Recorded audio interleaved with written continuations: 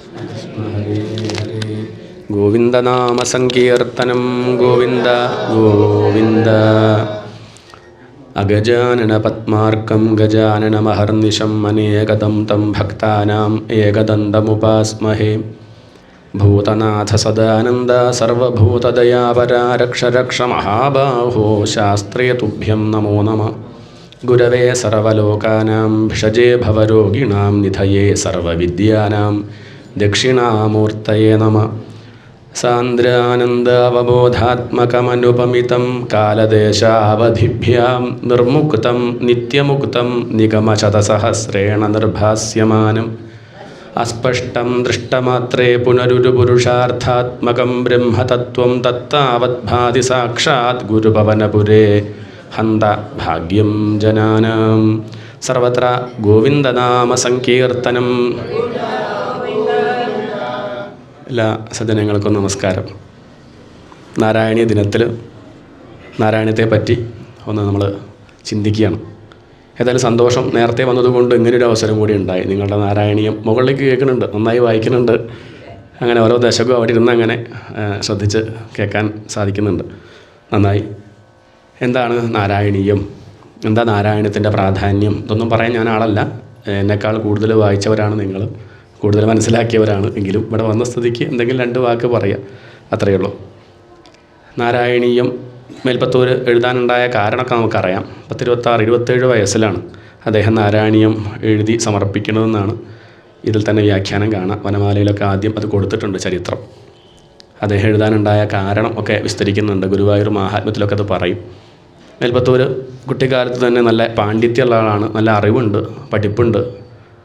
അതുകൊണ്ട് തന്നെ കുറച്ച് അഹന്തയുണ്ട്, നമ്മളെപ്പോലെ തന്നെ. ഇതൊക്കെ ഉണ്ടെങ്കിൽ കൂടെ ഉണ്ടാകുന്ന സാധനമാണത്. ഞാൻ കുറച്ച് അറിവുള്ള ആളാണ്, അറിവില്ലാത്തവരെ കാണുമ്പോൾ ഒക്കെ ലേശൊരു പുച്ഛമൊക്കെ തോന്നിയേക്കാം. അങ്ങനെയൊക്കെയുള്ള ഒരാൾ തന്നെയായിരുന്നു അദ്ദേഹം തന്നെ സമ്മതിക്കുന്നുണ്ട്. അങ്ങനെ അദ്ദേഹം കഴിയുന്നു. അച്യുത പിഷാരടിയുടെ മകളെ വിവാഹം കഴിച്ചു. അങ്ങനെ കഴിയുന്ന കാലത്ത് വലിയ ചിട്ടയൊന്നും അദ്ദേഹത്തിന് ഇല്ലായിരുന്നു. പറയുമ്പം ബ്രാഹ്മണനാണെന്ന് പറഞ്ഞിട്ട് കാര്യമില്ല. രാവിലെ നേരത്തെ എഴുന്നേൽക്കുക, കുളിക്കുക, അങ്ങനെയുള്ള സമ്പ്രദായമൊന്നും അദ്ദേഹത്തിന് ആ സമയത്തില്ലായിരുന്നു. അങ്ങനെ അദ്ദേഹം അച്യുത പിഷാരടി തൻ്റെ ശിഷ്യന്മാർക്ക് പാഠം എടുത്തുകൊണ്ടിരിക്കെ ഇദ്ദേഹം എഴുന്നേറ്റ് ഒരു 8:45-9 മണിക്ക് എഴുന്നേറ്റ് പല്ലും കൂടി തേക്കാണ്ട് വരികയാണ്. അങ്ങനെ കുളിക്കാനായിട്ട് എങ്ങനെയപ്പോൾ ഈ ഇത്രയും പേര് ഇരിക്കുമ്പോൾ ഇവരുടെ ഇടയിൽ കൂടെ താൻ എങ്ങനെ നടന്നു പോവും എന്നുള്ള ഒരു സംശയം, ഒരു ജാള്യത, ലജ്ജിച്ച് അദ്ദേഹം തല താഴ്ത്തി മെല്ലെ ആ ശിഷ്യന്മാരുടെ ഇടയിൽ കൂടെ നടന്നു പോയി. ഇത് കണ്ട അച്യുത പിഷാരടി അദ്ദേഹത്തെ നോക്കിയൊന്ന് ആത്മഗതം, കഷ്ടം, നല്ലൊരു ജന്മം ഇങ്ങനെ തുലയ്ക്കുന്നുണ്ടല്ലോ എന്ന് ഉള്ളിൽ പറഞ്ഞതാണ്. പക്ഷെ കുറച്ചുറക്കിയായി. പക്ഷെ അതാര് കേട്ടു? അത് ചെവിയിൽ കൊണ്ടു. അതാണ് ഉണ്ടായ മാറ്റം എന്നാണ്. അദ്ദേഹം നേരെ മുങ്ങി കുളി കഴിഞ്ഞ് നേരെ അച്യുത പിഷാരടി മുന്നിൽ വന്നിരുന്നു. അങ്ങനെയാണ് അദ്ദേഹം വ്യാകരണമൊക്കെ ശ്രദ്ധിച്ച് പഠിക്കണമെന്നൊരു കഥ ഉണ്ട്. അങ്ങനെ ഗുരുഭക്തി വർദ്ധിച്ചു. ഒരിക്കൽ ഗുരുനാഥന് വാതരോഗം പിടിപെട്ടു. അത് മാറില്ല. കർമ്മവിഭാഗം ആണ്, ചെയ്ത കർമ്മത്തിൻ്റെ ഫലമായിട്ട് കിട്ടിയതാണ്. അത് മാറണമെങ്കിൽ സ്വമേധയാ ഇഷ്ടത്തോടു കൂടി ആരെങ്കിലും അത് വാങ്ങണം. ഇഷ്ടത്തോടു കൂടി വാങ്ങിയാൽ മാത്രമേ വാതരോഗം, ലിംഗത്തെ രോഗം വേറൊരാൾക്ക് കൊടുക്കാൻ പറ്റും. അടിച്ചേൽപ്പിക്കാൻ പറ്റില്ല. ഇഷ്ടത്തോടു കൂടി വാങ്ങണം. ആര് വാങ്ങും? ഇനിയിപ്പോൾ സഹിക്കാം എന്ന് കരുതിയിരിക്കുമ്പോഴാണ് അങ്ങനെ ഒരു വിധി ഉണ്ടെങ്കിൽ അത് ഞാനാവാം, ഞാൻ വാങ്ങാം എന്ന് പറഞ്ഞ് തട്ടെടുത്ത് പലകെട്ട് കൈനീട്ടി ആരിരുന്നു? ഈ ശിഷ്യൻ ഇരുന്നു. വേണ്ട വേണ്ട എന്നൊക്കെ ഗുരുനാഥൻ പറഞ്ഞെങ്കിലും കൂട്ടാക്കിയില്ല. എനിക്ക് വിഷമമില്ല എന്ന് പറഞ്ഞ് അദ്ദേഹം ആ വാതരോഗം വാങ്ങുന്നു. അപ്പോൾ മനസ്സിലാക്കണം, അദ്ദേഹത്തിൻ്റെ ആ ഒരു നിഷ്ഠ, ഭക്തി നമ്മളിങ്ങനെയൊന്നും ചെയ്യില്ല. അദ്ദേഹം പണ്ഡിതനാണ്, അല്ലെങ്കിൽ കുറച്ച് അഹങ്കാരം ഉണ്ടെങ്കിൽ പോലും ഈ ഗുരുഭക്തി കൊണ്ട് അദ്ദേഹം അത്രയ്ക്ക് ഉയർന്നു. ഗുരുനാഥന് വേണ്ടി അദ്ദേഹത്തിൻ്റെ വാതരോഗം അദ്ദേഹം വാങ്ങുകയാണ്. ആ ഒരു ത്യാഗ മനോഭാവം ഉണ്ടെങ്കിലേ ഈശ്വരനെ കിട്ടുള്ളൂ എന്നുള്ളത് തന്നെയാണ് ഇപ്പം ഈ ഒരു കഥ കാണിക്കുന്നത്. അങ്ങനെ വാതരോഗം ലക്ഷണങ്ങളൊക്കെ കുറഞ്ഞു മാറി. ആർക്ക്? ഗുരുനാഥന്. ആ ലക്ഷണങ്ങൾ എവിടെ കാണാൻ തുടങ്ങി? മേൽപ്പത്തൂരിന് കാണാൻ തുടങ്ങിയെന്നാണ്. ദിവസങ്ങൾ കഴിയുന്തോറും ക്ഷീണിതനായി. ഇനി എന്ത് വേണം, പരിഹാരമായിട്ട് എന്ത് ചെയ്യണം എന്നുള്ളത് അദ്ദേഹം അങ്ങനെ ആലോചിച്ചു. അദ്ദേഹത്തിന് തന്നെ ഉള്ളിൽ തോന്നുന്നതാണ്, ഒന്ന് ഗുരുവായൂർക്ക് പോയാലോ. അങ്ങനെ അദ്ദേഹം ചിന്തിച്ചു. ഒരു 100 ദിവസം അവിടെ ഭജിക്കുക, അത്രേ ഉദ്ദേശിച്ചിട്ടുള്ളൂ. നാരായണി എഴുതണമെന്നൊന്നും ഉദ്ദേശിച്ചിട്ടില്ല. അവിടെ പോയിട്ട് അങ്ങനെ 100 ദിവസം ഭഗവാനെ ഭജിച്ച് കഴിയുക. അവിടെ എത്തിയ സമയത്ത് പൂന്താനത്തെ കണ്ടുവെന്നും അവിടെയുള്ള ഭക്തന്മാരൊക്കെ നാമം ജപിച്ച് സഞ്ചരിക്കുന്നത് കണ്ടപ്പോൾ അദ്ദേഹത്തിനും തോന്നിയെന്നാണ്, എന്തെങ്കിലും ഒന്ന് ഭഗവാന് സമർപ്പിക്കണം. താൻ എന്ത് സമർപ്പിക്കും? ഭക്തന്മാർ പറയുന്നത് പൂന്താനത്തോട് ചോദിച്ചു അത്രേ, ഞാനെന്താ സമർപ്പിക്കേണ്ടതെന്ന്. അപ്പോൾ അദ്ദേഹം പറഞ്ഞു, തൻ്റെ കയ്യിലുള്ളത് എന്താ വെച്ചാൽ സമർപ്പിക്കൂ. എൻ്റെ കയ്യിലുള്ളത് എന്താ? വാതരോഗം. അതാണ് ഞാൻ സമർപ്പിക്കേണ്ടത്. അതല്ല, തനിക്ക് പാണ്ഡിത്യം ഉണ്ടല്ലോ, കവിത്വം ഉണ്ട്, നല്ല കഴിവുണ്ട്, അത് സമർപ്പിക്കുക. ശരി. അങ്ങനെ അദ്ദേഹം താൻ പഠിച്ച അറിവ് അത് ഭഗവാന് സമർപ്പിക്കുകയാണ്. കുട്ടിക്കാലത്ത് വലിയ ഭാഗവത ഭക്തനാണ്, ഭാഗവതമൊക്കെ ശ്രദ്ധിച്ച് പഠിച്ച ആളാണ്. അതുകൊണ്ട് തന്നെ ഭാഗവത കഥകൾ ചുരുക്കി പറഞ്ഞ് കേൾപ്പിക്കുക. ആരെ? ഗുരുവായൂരപ്പനെ. അതാണ് ഈ ഒരു നാരായണീയത്തിൻ്റെ സമ്പ്രദായം. ദശകം എന്ന് പറഞ്ഞാൽ 10 ശ്ലോകങ്ങൾ എന്നാണ്. എന്നാൽ ചില ദിക്കിൽ 9 ഉള്ളൂ, ചില ദിക്കിൽ 11 ഉണ്ട് താനും. അങ്ങനെയൊക്കെ ഉണ്ട്. എന്നാലും പൊതുവെ ഒരു 10 ശ്ലോകങ്ങൾ വായിച്ച് അല്ലെങ്കിൽ അത് ചൊല്ലി കേൾപ്പിക്കുക. തൻ്റെ സഹോദരനായ മാതൃദത്തൻ കൂടെ ഉണ്ട്. കാരണം ഇദ്ദേഹത്തിന് നടക്കാനൊന്നും വയ്യ, സഹായിയായിട്ട് ഒരാൾ വേണ്ടേ, പിടിക്കാനൊക്കെ ആൾ വേണം. അപ്പോൾ ഒപ്പം ഉണ്ടാവും. അങ്ങനെ അദ്ദേഹം രാവിലെ കുളി കഴിഞ്ഞ് വന്നിരുന്ന് ഭഗവാനെ ചൊല്ലി കേൾപ്പിക്കുന്നു. മാതൃദത്തൻ അത് എഴുതിയെടുക്കുന്നു. അങ്ങനെയൊക്കെയാണ് ചരിത്രം പറയണത്. ഗുരുവായൂരപ്പൻ അത് മുന്നിലിരുന്ന് കേൾക്കുന്നു. അദ്ദേഹം മനസ്സിൽ ഭാവന ചെയ്യുകയാണ്, ഗുരുവായൂരപ്പൻ മുന്നിലിരിക്കുന്നുണ്ട്, താനിപ്പം കേൾപ്പിക്കണത് ആർക്കാ? ഗുരുവായൂരപ്പനെ കേൾപ്പിക്കുകയാണ്. അല്ലാണ്ട് ഓഡിയൻസിനെ, ഭക്തന്മാരെ, മൈക്ക് വേണം, ഫീഡ്ബാക്ക് വേണം, 10 ആളുണ്ടെങ്കിലേ ഞാൻ വായിക്കുള്ളൂ, അങ്ങനെയൊന്നുമില്ല. ആരും കേൾക്കണം എന്നില്ല. അതാണ് അദ്ദേഹത്തിൻ്റെ പ്രത്യേകത. ഭഗവാനെ പാടി കേൾപ്പിക്കുന്നു, വേറൊന്നിനും വേണ്ടി അല്ലാതെ അദ്ദേഹം നിവേദിക്കുകയാണ്. തൻ്റെ ആ പാണ്ഡിത്യവും കവിത്വവും ഒക്കെ ഭഗവാൻ അദ്ദേഹം സമർപ്പിക്കുന്നു.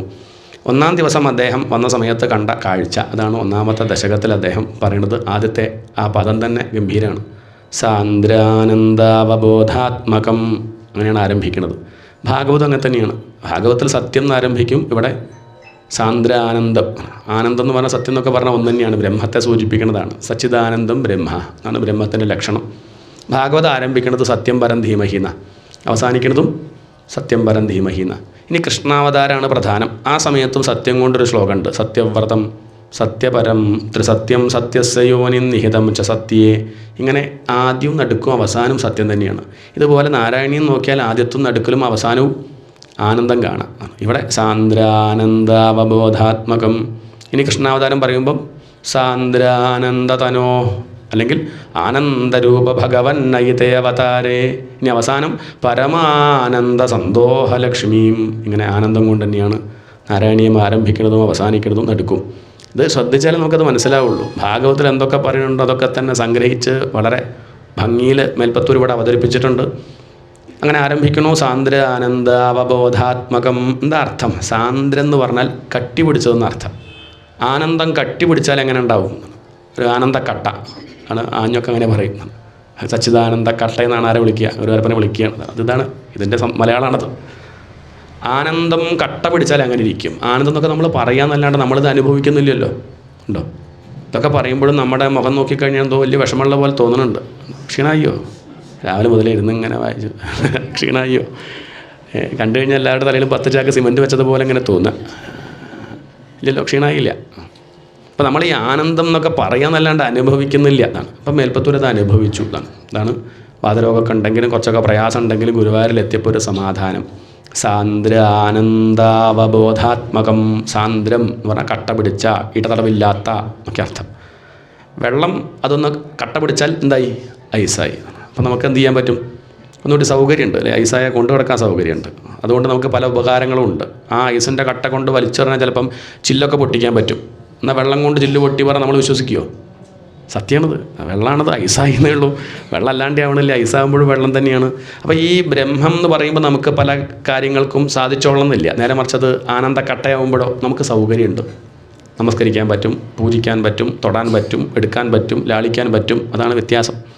പരബ്രഹ്മം എന്ന് പറയുമ്പോൾ നമുക്ക് തൊടാൻ പറ്റില്ല, പറയാൻ പറ്റില്ല, ലാളിക്കാൻ പറ്റില്ല, പൂജിക്കാൻ സാധിക്കില്ല. നേരെ മറിച്ച് അതിനൊരു രൂപവും നാമവും കൊടുത്താൽ സൗകര്യമുണ്ട്. മാവിനേക്കാൾ നമുക്ക് ഇഷ്ടം ലഡു തന്നെയല്ലേ? രണ്ടും തന്നെയാണ്. ബൂന്തി അതും ലഡു ഒന്ന് തന്നെയാണ്. എന്നാലും കുട്ടികൾക്ക് ലഡു തന്നെയാണ് ഇഷ്ടം. അതൊരു രൂപം വേണം, ഉരുണ്ടും കൊണ്ടായ സന്തോഷമുണ്ട്. ഇതുപോലെ ബ്രഹ്മവും ഗുരുവായൂരപ്പനൊക്കെ ഒന്ന് തന്നെയാണെങ്കിലും ഗുരുവായൂരപ്പനാകുമ്പോൾ ഒരു സൗകര്യമുണ്ട്. അത്രയേ ഉള്ളൂ, ഒരു സൗകര്യം. അതാണ് വിഷയം. സാന്ദ്രാനന്ദാവബോധാത്മകം. സാന്ദ്രം ഇടതടവില്ലാത്ത ആനന്ദം, അത് ഭഗവാന്റെ സ്വരൂപമാണ്. അവബോധം ആണ്. പ്രജ്ഞാനം ബ്രഹ്മ, അത് ഉപനിഷത്ത് വാക്യാണ്. അതുതന്നെയാണ് ഇവിടെ പറഞ്ഞത്. അവബോധം, അറിവായിരിക്കുന്നവൻ, ബോധമായിരിക്കുന്നവൻ. നമ്മളൊക്കെ ഞാൻ അറിയുന്നുണ്ടെന്നല്ലേ പറയുക. കണ്ണുകൊണ്ട് കാണുന്നു. ആര് കാണുന്നു? ആരാ കാണുന്നത്? ഞാൻ കാണുന്നു. ചെവി കൊണ്ട് ആര് കേൾക്കുന്നു? ഞാൻ കേൾക്കുന്നു. ഒന്ന് ആലോചിച്ച് നോക്കും. ഒക്കെ ഞാനാണ്. കണ്ണ് വേറെ, ചെവി വേറെ, മൂക്ക് വേറെ, നാക്ക് വേറെ, ത്വക്ക് വേറെ. പക്ഷെ അറിയുന്ന ഞാൻ ഒന്നാണ്. അതാണ് വിഷയം. 5 ഇന്ദ്രിയങ്ങളിലൂടെ അനുഭവിക്കുന്നവൻ ഒന്നാണ്. എന്തുകൊണ്ടാണ് കണ്ണുകൊണ്ട് കേൾക്കാൻ പറ്റാത്തത്? എന്താ പറയുക? ഉത്തരം എന്താ? ചെവി കൊണ്ട് കാണാൻ പറ്റാത്തത് എന്ന് ചോദിച്ചാൽ എന്താ പറയുക?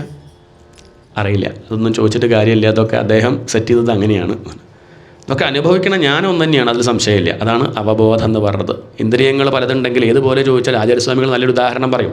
കത്തിച്ചു വെച്ച വിളക്ക്, അതിൻ്റെ മുകളിൽ 5 ദ്വാരങ്ങളുള്ളൊരു കലം കമഴ്ത്തി വെച്ചു. എന്താണ്? കത്തിച്ചു വെച്ച ഒരു വിളക്ക്. എത്ര വിളക്ക്? ഒറ്റ വിളക്ക്. അതിൻ്റെ മുകളിൽ എന്ത് വെച്ചു? 5 ദ്വാരങ്ങളുള്ളൊരു കലം കമഴ്ത്തി വെച്ചു. ഇപ്പോൾ എത്ര വെളിച്ചായി? 5 വെളിച്ചം. എത്ര? കണ്ണ്, മൂക്ക്, നാക്ക്, ചെവി, ത്വക്ക്, ഇങ്ങനെ 5 വെളിച്ചം. 5 അറിവുകൾ നമുക്ക് കിട്ടുന്നുണ്ട്. കണ്ടറിവ്, കേട്ടറിവ്, തൊട്ടറിവ്, അല്ലേ? എന്നാൽ അറിയണത് ഞാനാരാ? വിളക്കൊന്നേ ഉള്ളൂ. ആ കലം കണ്ട് പൊട്ടിച്ചാൽ ഒറ്റ വിളക്ക് തന്നെ. ശരീരത്തിലൂടെയുള്ള അഭിമാനം കണ്ട് പോയാൽ ഉള്ളതൊന്നു മാത്രം, അത് ഈശ്വരൻ മാത്രം, അറിവ് മാത്രം. ഇതാണ് താല്പര്യം. ഇതൊക്കെ ഉദാഹരണങ്ങളോടെ പറയുമ്പോഴേ നമുക്ക് വ്യക്തമാവുള്ളൂ. ഒരു പക്ഷേ ഈ ശ്ലോകം കേട്ടാൽ നമുക്ക് പിടികിട്ടിക്കൊള്ളണമെന്നില്ല. അതാണ് സാന്ദ്രാനന്ദാവബോധാത്മകം. ഈ ഭഗവാനെ ഉപമിക്കാൻ സാധിക്കുമോ? അതുപോലെ വേറൊന്നുണ്ടെന്ന് പറയാൻ പറ്റുമോ? ഒരു അരപ്പനെ പോലെ വേറൊന്നെന്ന് പറഞ്ഞാൽ പറ്റില്ല. അപ്പം ഭഗവാനെ പോലെ വേറൊന്നുണ്ടെങ്കിൽ ബുദ്ധിമുട്ടാണ്. അങ്ങനെയില്ല. അപ്പോൾ രണ്ടുണ്ടെന്ന് വരും. അപ്പോൾ അദ്വൈതം അവിടെ നിഷേധിക്കപ്പെടും. രണ്ടില്ല. അനുപമിതം ഉപമിക്കാൻ പറ്റില്ല. അപ്പോൾ ചിലർ ചോദിക്കാറുണ്ട്, ഉപമിക്കാറുണ്ടല്ലോ, കൃഷ്ണൻ്റെ കണ്ണെങ്ങനെയാണ്? താമര പോലെ. മൂക്ക് താമര പോലെ. ചുണ്ട് താമര പോലെ. കവിള് താമര പോലെ. വയറ് താമര പോലെ. കയ്യ് താമര പോലെ. കാല്. എന്നാൽ 10-30 താമര വെച്ചാരായി? കൃഷ്ണനാവുമോ? ഇല്ല. അതാ പറഞ്ഞത്. ഇതിപ്പോൾ നമ്മൾ ഓരോന്ന് പറയണു കരുതിയിട്ട് താമര അത്രയ്ക്ക്, താമരയുടെ അത്രയേ ഉള്ളൂ ഭഗവാൻ. അങ്ങനെ വിചാരിച്ചത്? താമര പോലെ കണ്ണ് അത്രയ്ക്കേ ഉള്ളൂ? അല്ലല്ല. അത് നമുക്ക് താമര കേമാന്ന് പറയണവരോടാണ് പറയണത്. എന്ത്? എന്നാൽ താമര പോലെ എന്നാണ്. അത്രയേ ഉള്ളൂ. നമ്മളുടെ ദൃഷ്ടിയിൽ താമര കേമാണെങ്കിൽ ഭഗവാന് താമര കണ്ണാണ്. അത്രയേ ഉള്ളൂ. അവിടെ താമര പോലെ ഒന്നും പറഞ്ഞിട്ട് അതൊക്കെ നമ്മൾ പറയുക. ഉപമിക്കാൻ പറ്റില്ല. അനുപമിതം ഉപമിക്കാൻ സാധിക്കില്ല. കാലദേശാവധിഭ്യാം നിർമുക്തം. കാലം, ദേശം, ഇങ്ങനെയുള്ള അവധികളിൽ നിന്ന് നിർമുക്തനാണ്. കാലം, ദേശം എന്ന് പറഞ്ഞാൽ വാസ്തവം പറഞ്ഞാൽ ഇല്ലാത്തതാ. കാലം, ദേശം ഉള്ളതാണോ? ഇന്ന് സത്യം പറഞ്ഞാൽ ഞാൻ കരുതി തിങ്കളാഴ്ചയാണ് എൻ്റെ ധാരണ. കാരണം ദിവസം കാലമൊക്കെ വിട്ടുപോയി. രാത്രിയാണ് യാത്ര, ഒന്നും മനസ്സിലാവണില്ല. അത് തന്നെ നമുക്ക് മനസ്സിലാക്കാം എന്ത് കാലം, എന്ത് ദേശം.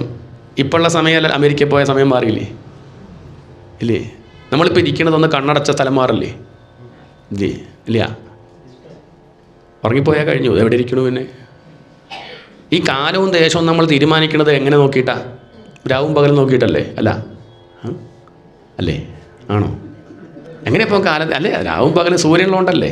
സൂര്യന് കാലവും ദേശവും ഉണ്ടോ? രാവും പകലും ഉണ്ടോ സൂര്യന്? അപ്പോൾ സൂര്യൻ എന്ത് ചെയ്യും? എന്നാലോചിച്ച് നോക്കൂ. അതൊന്നും മനസ്സിലാവുന്നത്. ഇതൊക്കെ നമ്മളിങ്ങനെ ഓരോന്ന് പറയുക. ഒരു രാവും പകലും കഴിഞ്ഞ ഒരു ദിവസം കഴിഞ്ഞു എന്ന് പറയും. ഇത്രയേ ഉള്ളൂ. സൂര്യനെ സംബന്ധിച്ച് ഇരുട്ടില്ല. അപ്പോൾ എന്ത് ചെയ്യും? അത്രയേ ഉള്ളൂ. ഇതൊന്നും മനസ്സിലാവുന്നത്. ഇതൊക്കെ ആപേക്ഷികം. ഇത്രയേ ഉള്ളൂ. നമ്മൾ ഉണർന്നിരിക്കുമ്പോൾ മാത്രമേ നമുക്ക് കാലമുള്ളൂ. ഉറങ്ങുമ്പോൾ കാലമുണ്ടോ? അത് വേറെ ക്ലോക്കാണ്. ഈ ക്ലോക്കല്ല. ഉറങ്ങുന്നത് എത്ര നേരമാണെന്നുള്ള ഉറങ്ങുന്ന ആൾക്കറിയോ? ഉണർന്നാലല്ലേ അറിയണുള്ളൂ. ഉറങ്ങണ സമയത്ത് എത്ര നേരം ഉറങ്ങിയുള്ള ഉറങ്ങുന്ന ആൾ അറിയണില്ല. രാവിലെ എണീറ്റ് നോക്കുമ്പോൾ സമയം പോയതൊന്നും അറിഞ്ഞില്ലേ? 8 മണിക്കൂറാണ് ഉറങ്ങിയത്. അറിഞ്ഞില്ല. ആ ക്ലോക്ക് വേറെയാണ്. സ്വപ്നം കാണുമ്പോഴോ 3-4 ജന്മങ്ങളൊക്കെ കണ്ടു എന്ന് വരും സ്വപ്നത്തിൽ. എത്ര ജനിച്ചു, കല്യാണം കഴിഞ്ഞു, ഷഷ്ടിപൂർത്തിയായി, ശതാഭിഷേകം കഴിഞ്ഞു, ഒക്കെ ഒരു സ്വപ്നത്തിലാണ്. ആകെ 3 മണിക്കൂർ കിടന്നിട്ടേ ഉള്ളൂ. അപ്പോഴേക്ക് ഇദ്ദേഹം എത്രയൊക്കെ കണ്ടു. അതൊന്ന് മനസ്സിലാക്കാം. എന്ത്? കാലവും ദേശവും ഒക്കെ മിഥ്യ ആണ്. അതൊക്കെ കൽപ്പിക്കാം. സന്തോഷമായിട്ടിരിക്കുമ്പോൾ സമയം വേഗം പോവുമല്ലോ, ഇല്ലേ? ദുഃഖിച്ചിരിക്കുമ്പോഴോ വേഗം പോവുമോ? സമയം കണ്ട് പോകണു. സമയം പഴയതുപോലെ തന്നെ എപ്പോഴും, വ്യത്യാസമൊന്നുമില്ല. അത് മാറിയിട്ടൊന്നുമില്ല. പക്ഷെ നമുക്ക് സമാധാനം ഇല്ലാത്തത് കൊണ്ട് പോകണില്ല തോന്നുകയാണ്. സന്തോഷമായിട്ടിരിക്കുമ്പോൾ വേഗം പോയി തോന്നും. എന്ന് പറഞ്ഞാൽ കാലവും ദേശവും ഒക്കെ തോന്നലാണ്. അതൊക്കെ വാസ്തവത്തിൽ ഇല്ലാത്തതാണ്. വിചാരം ചെയ്യുമ്പോൾ മനസ്സിലാവും. കാലദേശാവധിഭ്യാം നിർമുക്തം. നമ്മൾ ഈ കാലത്ത് ഈ ദേശത്തിൽ മാത്രമുള്ളവരാ. ഞാനിപ്പോൾ ഇരിക്കുന്നത് എവിടെയാണ്? ഇപ്പം ഇവിടെ പൂനെയിൽ, അല്ലേ? എവിടെയാണ്? രാസ്താപ്പേട്ട്. ഇപ്പം ഞാൻ ഇവിടെ ഇരിക്കുമ്പോൾ നാട്ടിലില്ല. ഉണ്ടോ? എന്നാൽ ഭഗവാൻ അങ്ങനെയല്ല, എല്ലായിടത്തും ഉണ്ട്. അല്ലെങ്കിൽ ഭഗവാനിലാണ് എല്ലാം. നിർമുക്തം. കാലദേശാവധികളിൽ നിന്ന് നിർമുക്തനാണ്. അപ്പോൾ ചോദ്യം, ഇപ്പം നിർമുക്തനാണ്, നാളെ പിടിച്ച് കെട്ടാൻ പറ്റുമോ? അല്ലേ? ഇപ്പം മൂപ്പര് മുക്തനാണ്, ഒരു വരവൻ. പക്ഷേ നമുക്ക് വേണമെങ്കിൽ നാളെ, ഇപ്പം നമ്മളൊക്കെ മുക്തരാണ്, നമ്മളിപ്പോൾ സന്തോഷമായിട്ടിരിക്കുകയല്ലേ, നാളെ നമ്മൾ ദുഃഖിച്ചു എന്ന് വരാം, അല്ലേ? ഇല്ല എന്ന് ഉറപ്പ് പറയാൻ പറ്റുമോ? പ്രശ്നങ്ങളൊന്നും ഇനി ഉണ്ടാവില്ല എന്ന് ഉറപ്പ് തരാൻ പറ്റുമോ? ഉണ്ടാവാണ്ടിരിക്കണം എന്നാണ് വിചാരിക്കണം. അത്രയല്ലേ ഉള്ളൂ. എന്നാൽ ഭഗവാൻ ഇപ്പോൾ ഒക്കെ മുക്തനാണ്, നാളെ ഒരു പക്ഷേ ബന്ധനത്തിൽ പെട്ടേക്കാം എന്നാണെങ്കിൽ ഇല്ല. അതാണ് നിത്യമുക്തം. ഒരു കാലത്തും അദ്ദേഹത്തെ ബന്ധിക്കാൻ സാധിക്കില്ല. അപ്പോൾ ചില അമ്മമാരൊക്കെ ചോദിക്കട്ടോ, അപ്പം പണ്ട് യശോദ കെട്ടിയിട്ടതോ ഒക്കെ നാടകം. എന്താണ് യശോദ കെട്ടിയിട്ട് വിചാരിക്കുന്നുണ്ടോ? കൃഷ്ണനെ യശോദ കെട്ടിയിടുക. ആരെ? അകവും പുറവും നിറഞ്ഞു നിൽക്കുന്ന ഭഗവാനെ ആർക്ക് കെട്ടിടാൻ പറ്റും? ന അന്തഹ ന ബഹിഹി എന്ന് ഭാഗവത് തന്നെ പറയുന്നുണ്ട്. ആ ഭാഗം വർണ്ണിക്കുമ്പം അകത്തും പുറത്തൊക്കെ ഈ ഭഗവാനാണ്. പിന്നെ കൃഷ്ണൻ അമ്മയ്ക്ക് സന്തോഷമാവാൻ വേണ്ടി കെട്ടിൽപ്പെട്ടതുപോലെ അഭിനയിച്ചു. കുരുരമ പണ്ട് കലത്തിൽ അടച്ചു വെച്ചല്ലോ, കുരുരമയ്ക്ക് വേണ്ടി കലത്തിൽ അടച്ച് നിൽക്കുന്നത് പോലെ നടിച്ചു, അത്രയേ ഉള്ളൂ. ഒന്നാലോചിച്ചാൽ മനസ്സിലാവും, അവിടെ കെട്ടിൽപ്പെട്ട ഭഗവാനാണ് നളഗോപുര മണിഗ്രീവന്മാരെ കെട്ടഴിക്കണത്. ആ ഭാഗം ഇപ്പോൾ വായിച്ചില്ലേ? നളഗോപുര മണിഗ്രീവന്മാർ കെട്ടിൽപ്പെട്ടു, അങ്ങനെയാണ് അവർ മരങ്ങളായി മാറി. യശോദ കെട്ടിയിട്ടു ആരെ? കൃഷ്ണനെ. ആ കെട്ടിൽ പെട്ടുകൊണ്ടാണ് കൃഷ്ണൻ നളഗോപുര മണിഗ്രീവന്മാരെ കെട്ടഴിക്കണത് എന്ന് പറഞ്ഞ അർത്ഥം എന്താ? കെട്ടുപെട്ട ഒരാൾക്ക് വേറെ ആളുടെ കെട്ട് അഴിച്ചു കൊടുക്കാൻ പറ്റുമോ? ഇല്ല. അപ്പോൾ കെട്ടിൽ പെട്ടിട്ടില്ല എന്ന് കാണിക്കുകയാണ്. ഇനി കെട്ടിൽ പെട്ടിട്ടുണ്ടായിരുന്നെങ്കിൽ നളഗോപുര മണിഗ്രീവന്മാർക്ക് പോണ വഴിക്ക് കെട്ട് അഴിച്ചു കൊടുത്തു പോകായിരുന്നു അല്ലേ? നമ്മളാച്ച അങ്ങനെ ചെയ്യില്ല. നമ്മളെ കെട്ടഴിച്ച ആൾക്ക് എന്നാൽ പിന്നെ തനിക്ക് വല്ല ബുദ്ധിമുട്ടുണ്ടെങ്കിൽ ഞാൻ അല്ലേ? അവർ കെട്ടഴിച്ചു കൊടുത്തില്ല, കാരണം അവർക്കറിയാം എന്ത് നാടകമാണ്. കെട്ടിയിട്ടില്ല, കെട്ടിയാൾ നമ്മുടെ കെട്ടങ്ങനെ അഴിക്കും. ആവട്ടെ, നടക്കട്ടെ, അത്രയേ ഉള്ളൂ. അപ്പം അതുകൊണ്ട് ഒരിക്കലും കെട്ടാൻ സാധിക്കില്ല. സുദാമ എന്നൊക്കെ പറഞ്ഞാൽ നല്ല കെട്ടുകൊണ്ട് കെട്ടിയവൻ നോക്കിയാട്ടോ അർത്ഥം. എന്താണ്? അതൊക്കെ ഭക്തന്മാരുടെ വ്യാഖ്യാനമല്ലേ. സുദാമാവ് എന്ന് പറഞ്ഞാൽ നല്ല ദാമം, സു എന്ന് പറഞ്ഞാൽ നല്ലതെന്ന് അർത്ഥം, ദാമം എന്ന് പറഞ്ഞാൽ കയറ്. നല്ല കയറ് കൊണ്ട് ഭഗവാനെ കെട്ടിയിട്ടവൻ. എവിടെ കെട്ടിയിട്ടു? ഹൃദയത്തിൽ കെട്ടിയിട്ടു, മനസ്സിൽ കെട്ടിയിട്ടു. ഏത് നല്ല കയറ്? ഭക്തി സൂത്രോപനദ്ധ. ഭക്തിയാകുന്ന പൊഞ്ചരട് കൊണ്ട് ഭഗവാനെ ഹൃദയമാകുന്ന ഒരലിൽ കെട്ടിയിട്ടവൻ. അതാണ് സുദാമ എന്ന് പറഞ്ഞാൽ നല്ല ഭക്തൻ എന്നർത്ഥം, അത്രയേ ഉള്ളൂ. ഇതൊക്കെ വാക്കിന് പരിമിതി ഉള്ളതുകൊണ്ട് അങ്ങനെയൊക്കെ പറയുകയാണ്, അല്ലാണ്ട് കെട്ടിടാനൊന്നും ആർക്കും സാധിക്കില്ല. അതാണ് നിത്യമുക്തം. ഒരു കാലത്തും അദ്ദേഹം ദുഃഖിക്കില്ല. നമ്മളൊക്കെ നാളെ ദുഃഖിച്ചേക്കാം, പക്ഷേ ഭഗവാൻ നാളെ ദുഃഖിക്കില്ല. ഇന്നലെ ദുഃഖിച്ചിട്ടില്ല, ഇത് ദുഃഖിക്കുന്നില്ല, നാളെയും അദ്ദേഹം ആനന്ദ സ്വരൂപമാണ്. ഒരിക്കലും അദ്ദേഹത്തിന് വാട്ടുണ്ടാവില്ല. നിത്യമുക്തം. ഈ ഭഗവാനെ പറ്റിയാണ് നിഗമ ശതസഹസ്രേണ നിർഭാസ്യമാനം.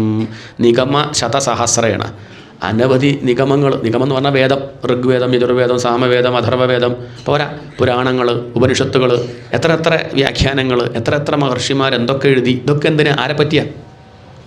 ഈ പരബ്രഹ്മത്തെ പറ്റി പറയാം. എന്നിട്ട് മനസ്സിലാവുണ്ടോ? അസ്പഷ്ടം ഇത്രയൊക്കെ പറഞ്ഞിട്ടും നമ്മളുടെ തലമണ്ടിട്ട് അങ്ങനെ ഉടയ്ക്കാന്നല്ലാതെ എപ്പോഴും എന്ത് മനസ്സിലായില്ല. ഇപ്പോഴും സംഗതി പിടി കിട്ടണില്ല. അസ്പഷ്ടം. ഇത്രയധികം വ്യാഖ്യാനങ്ങൾ ഉണ്ടായിട്ടും രാവും പകലും ഇതിനെപ്പറ്റി ചിന്തിച്ചിട്ടും സമാധാനം ഉണ്ടാവണില്ലല്ലോ, വ്യക്താവുന്നില്ലല്ലോ. അസ്പഷ്ടം ഇത് ഒരു നിമിഷത്തിൽ വ്യക്തമായാൽ എന്താ ഉണ്ടാവുക? അസ്പഷ്ടം. ഇത് അസ്പഷ്ടമാണ്, കാരണം ഇന്ദ്രിയങ്ങളെ കൊണ്ട് അറിയാൻ സാധിക്കില്ല. അതുകൊണ്ടാണ് ഈ അസ്പഷ്ടം. നമുക്കിപ്പോൾ ഉള്ള വിഷയങ്ങളൊക്കെ ഇന്ദ്രിയങ്ങളെ കൊണ്ട് അറിയാൻ സാധിക്കും.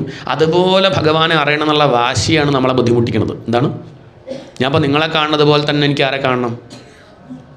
ഭഗവാനെ കാണാം. അതാണ് നമ്മൾ വിഗ്രഹം ഉണ്ടാക്കി ഇന്നങ്ങനെ കണ്ടോളൂ, അത്രയേ ഉള്ളൂ. അങ്ങനെ കാണുന്നുണ്ട്, ഇത് കണ്ടോളൂ. ഇങ്ങനെ കാണുന്നതൊക്കെ നാളെ നഷ്ടപ്പെടും. ഭഗവാൻ നഷ്ടപ്പെടാത്ത ആളാണ്. അപ്പോൾ ആ ഒരു വാശി കൊണ്ടാണ് ഭഗവാനെ കിട്ടാത്തത്. അസ്പഷ്ടം. എന്നാൽ കുറച്ചു കാലം കഴിഞ്ഞാൽ ആ ഒരു സാധകൻ്റെ ശ്രദ്ധ അത് ആത്മാർത്ഥമാണെങ്കിൽ, എന്താണ്, ശരിക്കും ഭഗവാനെ വേണമെന്നുണ്ടെങ്കിൽ, ശരിക്കും വേണം എന്നുള്ളൊരു കുറവാട്ടോ. എന്താണ്? അതാണ് അതിലത്തെ കാര്യം. ചെല്ലു ചോദിക്കും, എന്താ ഇങ്ങനെ എത്ര സുലഭമാണെങ്കിൽ എല്ലാവർക്കും കിട്ടണ്ടേ? സുലഭമാണ്, അധികം ആർക്കും വേണമെന്നില്ല. അതാണ് വിഷയം. എല്ലാവർക്കും എന്ത് മതി? പണം മതി, പ്രശസ്തി മതി, തൽക്കാലത്തേക്കുള്ള സുഖം മാത്രമേ നമുക്ക് ആവശ്യമുള്ളൂ. അത്രേ വേണ്ടൂ എന്നുള്ളതാണ് സത്യം. അതുകൊണ്ടാണ് കിട്ടാത്തത്. അതുകൊണ്ടാണ് ഭഗവാനെ അനുഭവിക്കാൻ പറ്റാത്തത്. അതാണ് സത്യം. പക്ഷെ നമ്മൾ സമ്മതിക്കില്ല. നമ്മളല്ല എന്നൊക്കെ പറയും. പക്ഷെ ചിന്തിച്ചു നോക്കിയാൽ മനസ്സിലാവും, ഭൗതികമായ വിഷയങ്ങളോടുള്ള താല്പര്യത്തിൻ്റെ അത്ര താല്പര്യം എനിക്ക് ഈശ്വരനോടുണ്ടോ? എന്താണ്?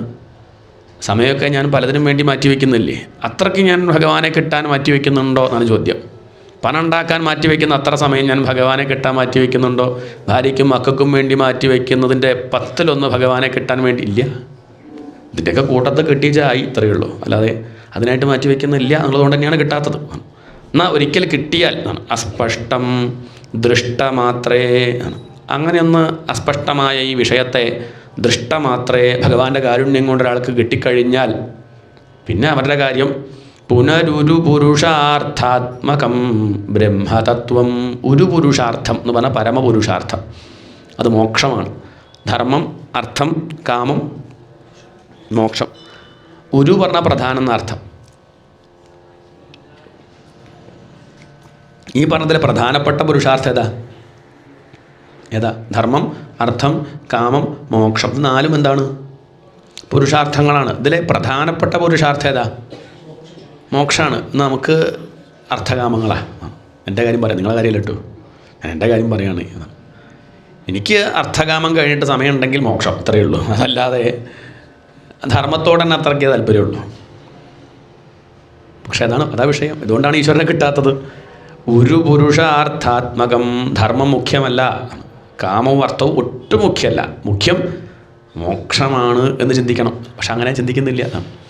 ഒരു പുരുഷാർത്ഥാത്മകം ബ്രഹ്മതത്വം. അങ്ങനെയുള്ള ആ ബ്രഹ്മതത്വം തത്താവത് ഭാതി സാക്ഷാത്.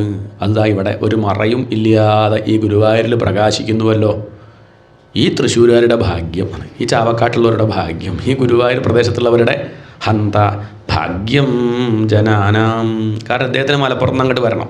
അവിടെ ഉള്ളവർക്കോ ഇത്ര സുലഭമായിട്ട് എങ്ങനെ വസൂലും ചിലവില്ല, ഇവിടെ ഇരുന്ന് സുഖമായിട്ട് ഈ ഭഗവാനെ അനുഭവിക്കാമല്ലോ, ഭാഗ്യമല്ലേ എന്നൊരർത്ഥം. അതല്ല, ഗുരുപവനപുരേ. ഗുരുപവനം എന്ന് പറഞ്ഞാൽ ഈ ശരീരം എന്നർത്ഥമുണ്ടേ. ഗുരുപവനം, വായു എന്ന് പറഞ്ഞാൽ കാറ്റ്, ശ്വാസം വലിച്ച് വിടണുണ്ടല്ലോ. വലിയ വായു, വലിയ പ്രാണൻ, അതിൻ്റെ പുരം ഈ ശരീരം. അവിടെ ആരുണ്ട്? അവിടെ ഈശ്വരനുണ്ട്. പക്ഷെ നമ്മൾ കാണുന്നുണ്ടോ? അസ്പഷ്ടം, നമുക്കത് അറിയണില്ല. നമ്മൾ പുറമേക്കേ നോക്കണുള്ളൂ. ഈ കണ്ണും മൂക്കും നാക്കും ചെവിയും തൊക്കും ബ്രഹ്മാവ് ഉണ്ടാക്കുമ്പോൾ തന്നെ ചെറിയ അബദ്ധം പറ്റിയെന്നാണ്. ഇതൊക്കെ പുറമുള്ളത് കാണാൻ പാകത്തിന് ഉണ്ടാക്കിയത്. അകത്തുള്ളത് കാണാനുള്ള ശേഷി അതിന് കൊടുത്തില്ല എന്നുള്ളത് കൊണ്ട് ജനങ്ങളങ്ങനെ വിഷയങ്ങളുടെ പിന്നാലെ ഓടുന്നു, സമാധാനമില്ലാണ്ട് അലയുകയാണ്. എന്നാൽ ചില ധീരന്മാർ ഈ പ്രശ്നം മനസ്സിലാക്കി എന്ത് ചെയ്യും? അവർ കണ്ണിനെയും മൂക്കിനെയും നാക്കിനെയൊക്കെ ഉള്ളിലേക്ക് തിരിക്കും. ഉള്ളിലേക്ക് തിരിക്കുക പറഞ്ഞാൽ മുറിച്ചെടുത്ത് ഉള്ളിലേക്ക് വെക്കുക. അതൊന്നും വേണ്ട, പുറമേക്ക് പോകാണ്ടിരിക്കുക, അത്രയേ ഉള്ളൂ. കാഴ്ച പലതും കണ്ണ് കാണിക്കും, പിന്നാലെ പോകരുത്. പോയി തോന്നിയ ഉടനെ തിരിച്ചു കൊണ്ടുവരിക, അതിനുള്ള ശേഷി ആർജിക്കുക. അങ്ങനെ ആർജിച്ചാൽ ഹന്ത ഭാഗ്യം ജനാനാം. അവർ ഭാഗ്യവാന്മാരാണ്, അവർക്ക് ഈ ജന്മം സഫലായി എന്നർത്ഥം. അതാണ് ഒന്നാമത്തെ ശ്ലോകത്തിൻ്റെ താല്പര്യം. ഏവം ദുർലഭ്യവസ്തുനി അപി സുലഭതയാ ഹസ്തലബ്ധേയതന്യത്തന്വാ വാചാധിയാ വാ ഭജതി ബതജന ക്ഷുദ്രതൈവ സ്ഫുടേയം. ഏവം ദുർലഭ്യവസ്തുനി. ഇങ്ങനെ ദുർലഭമായൊരു വസ്തു ആരെ പറ്റിയാണ് പറയണത്? ഈ ആനന്ദത്തെ പറ്റി പറയണം, ഗുരുവായൂരപ്പനെ പറ്റി പറയുന്നു, ഭഗവാനെ പറ്റി പറയുന്നു. അത്ര എളുപ്പമല്ല എന്നർത്ഥം. എളുപ്പം കിട്ടണൊരു വിഷയമല്ല. പണമൊക്കെ എളുപ്പമുണ്ടാക്കാം, പ്രശസ്തിയൊക്കെ എളുപ്പമുണ്ടാക്കാം. പ്രശസ്തി ഉണ്ടാക്കാൻ വലിയ പണിയൊന്നുമില്ല. കേമന്മാരെ പറ്റി കുറ്റം പറഞ്ഞാൽ മതി. എന്താണ്? അല്ല, നമുക്ക് കേമത്തല്ലെങ്കിൽ എന്ത് ചെയ്യുക? അത്യാവശ്യം പ്രസിദ്ധിയുള്ളവരെ പറ്റി രണ്ട് തെറി പറഞ്ഞാൽ ഒരു വീഡിയോ എടുത്ത് ഷെയർ ചെയ്താൽ മതി. അത് വൈറലാവും, ചാനലുകാരൊക്കെ ഇൻ്റർവ്യൂ എടുക്കും, പിന്നെ അങ്ങനെ പ്രസിദ്ധി അങ്ങനെ ആർജിക്കാം. അപ്പം അതൊക്കെ വളരെ എളുപ്പമാണ്. പക്ഷേ ഇത് ബുദ്ധിമുട്ടാണ്. ഈശ്വരനെ കിട്ടുക പറഞ്ഞാൽ അത്ര എളുപ്പമല്ല. തനിക്ക് പ്രസിദ്ധി വേണ്ടാന്ന് വിചാരിക്കുക പറഞ്ഞാൽ അത്ര എളുപ്പമല്ല എന്നാണ്. അഹന്ത ഇല്ലാണ്ടിയൊക്കെ പറഞ്ഞാൽ അത്ര അഭിമാനം എന്ന് പറഞ്ഞാൽ നമുക്കത് മനസ്സിലാവില്ല. നമ്മൾ പറയും ഇല്ല ഇല്ല എന്നൊക്കെ പറയും. ആണോ? പറഞ്ഞാൽ സംഭവിക്കുമോ? നാരായണീയം വായിക്കുന്നവർക്ക് അഭിമാനം ഇല്ല പറഞ്ഞാൽ പറ്റുമോ? വായിക്കും തോറും എന്തുണ്ടാവും? കുറ്റം പറഞ്ഞതല്ല, ഉണ്ടാവും. അതാണ് അതിലത്തെ വിഷയം. അത് പ്രത്യേകം ശ്രദ്ധിക്കണം. ഏത് വായിക്കുമ്പോഴും പറയുമ്പോഴും ഒക്കെ ഭാഗവതമൊക്കെ എടുക്കുമ്പോൾ പ്രത്യേകം ശ്രദ്ധിക്കണമെന്ന് ആചാര്യന്മാർ ഗുരുനാഥൻ ഉപദേശിക്കുന്നതാണ്. ശ്രദ്ധിക്കണം. ഇതൊക്കെ എടുത്തു തുടങ്ങിയാൽ പലരും അടുത്ത് വന്ന് തൊഴും നമസ്കരിക്കുകയൊക്കെ ചെയ്യും. പക്ഷേ തന്നെ നമസ്കരിച്ചു തോന്നരുത്. അത് ആരെ നമസ്കരിച്ചു? അത് ഭാഗവത്തെ നമസ്കരിച്ചു. ഇത്ര ഇതങ്ങോട്ട് മാറ്റി വെച്ചാൽ ആർക്കും വേണ്ട, അത് മറന്നു പോകണ്ടെന്നർത്ഥം. പക്ഷെ ചിലപ്പോൾ എന്ത് പറ്റും? എനിക്ക് ആദ്യം കസേര കിട്ടണം, മുന്നിലിരുത്തണം, അത് വേണം ഇത് വേണം. ഞാൻ എത്ര കാലമായി നാരായണീയം വായിക്കുന്നു. ഏവം ദുർലഭ്യവസ്തുനി അപി സുലഭതയാ ഹസ്തലബ്ധേ. ഈ ദുർലഭ്യമായ വസ്തു ഇങ്ങനെ സുലഭമായിട്ട് ഈ കയ്യിൽ കിട്ടിയിട്ട്, ഇത്രയും നല്ല ഗ്രന്ഥങ്ങൾ ഈ നാട്ടിലുണ്ടായിട്ട്, ഉപനിഷത്തുകളൊക്കെ ഉണ്ടായിട്ട്, എത്രയോ മഹർഷിമാർ ഭക്തന്മാർ പല ശാസ്ത്രങ്ങളും ഇവിടെ എഴുതി വച്ചിട്ട്, ഇത്രയൊക്കെ തീർത്ഥക്ഷേത്രങ്ങൾ നാട്ടിലുണ്ടായിട്ട് ഈ വക വിഷയങ്ങളൊന്നും നോക്കാതെ തുച്ഛങ്ങളായ വിഷയങ്ങളുടെ പിന്നാലെ പോകുന്നവരെ എന്താ വിളിക്കണ്ടു? ഏവം ദുർലഭ്യവസ്തുനി അപി സുലഭതയാ.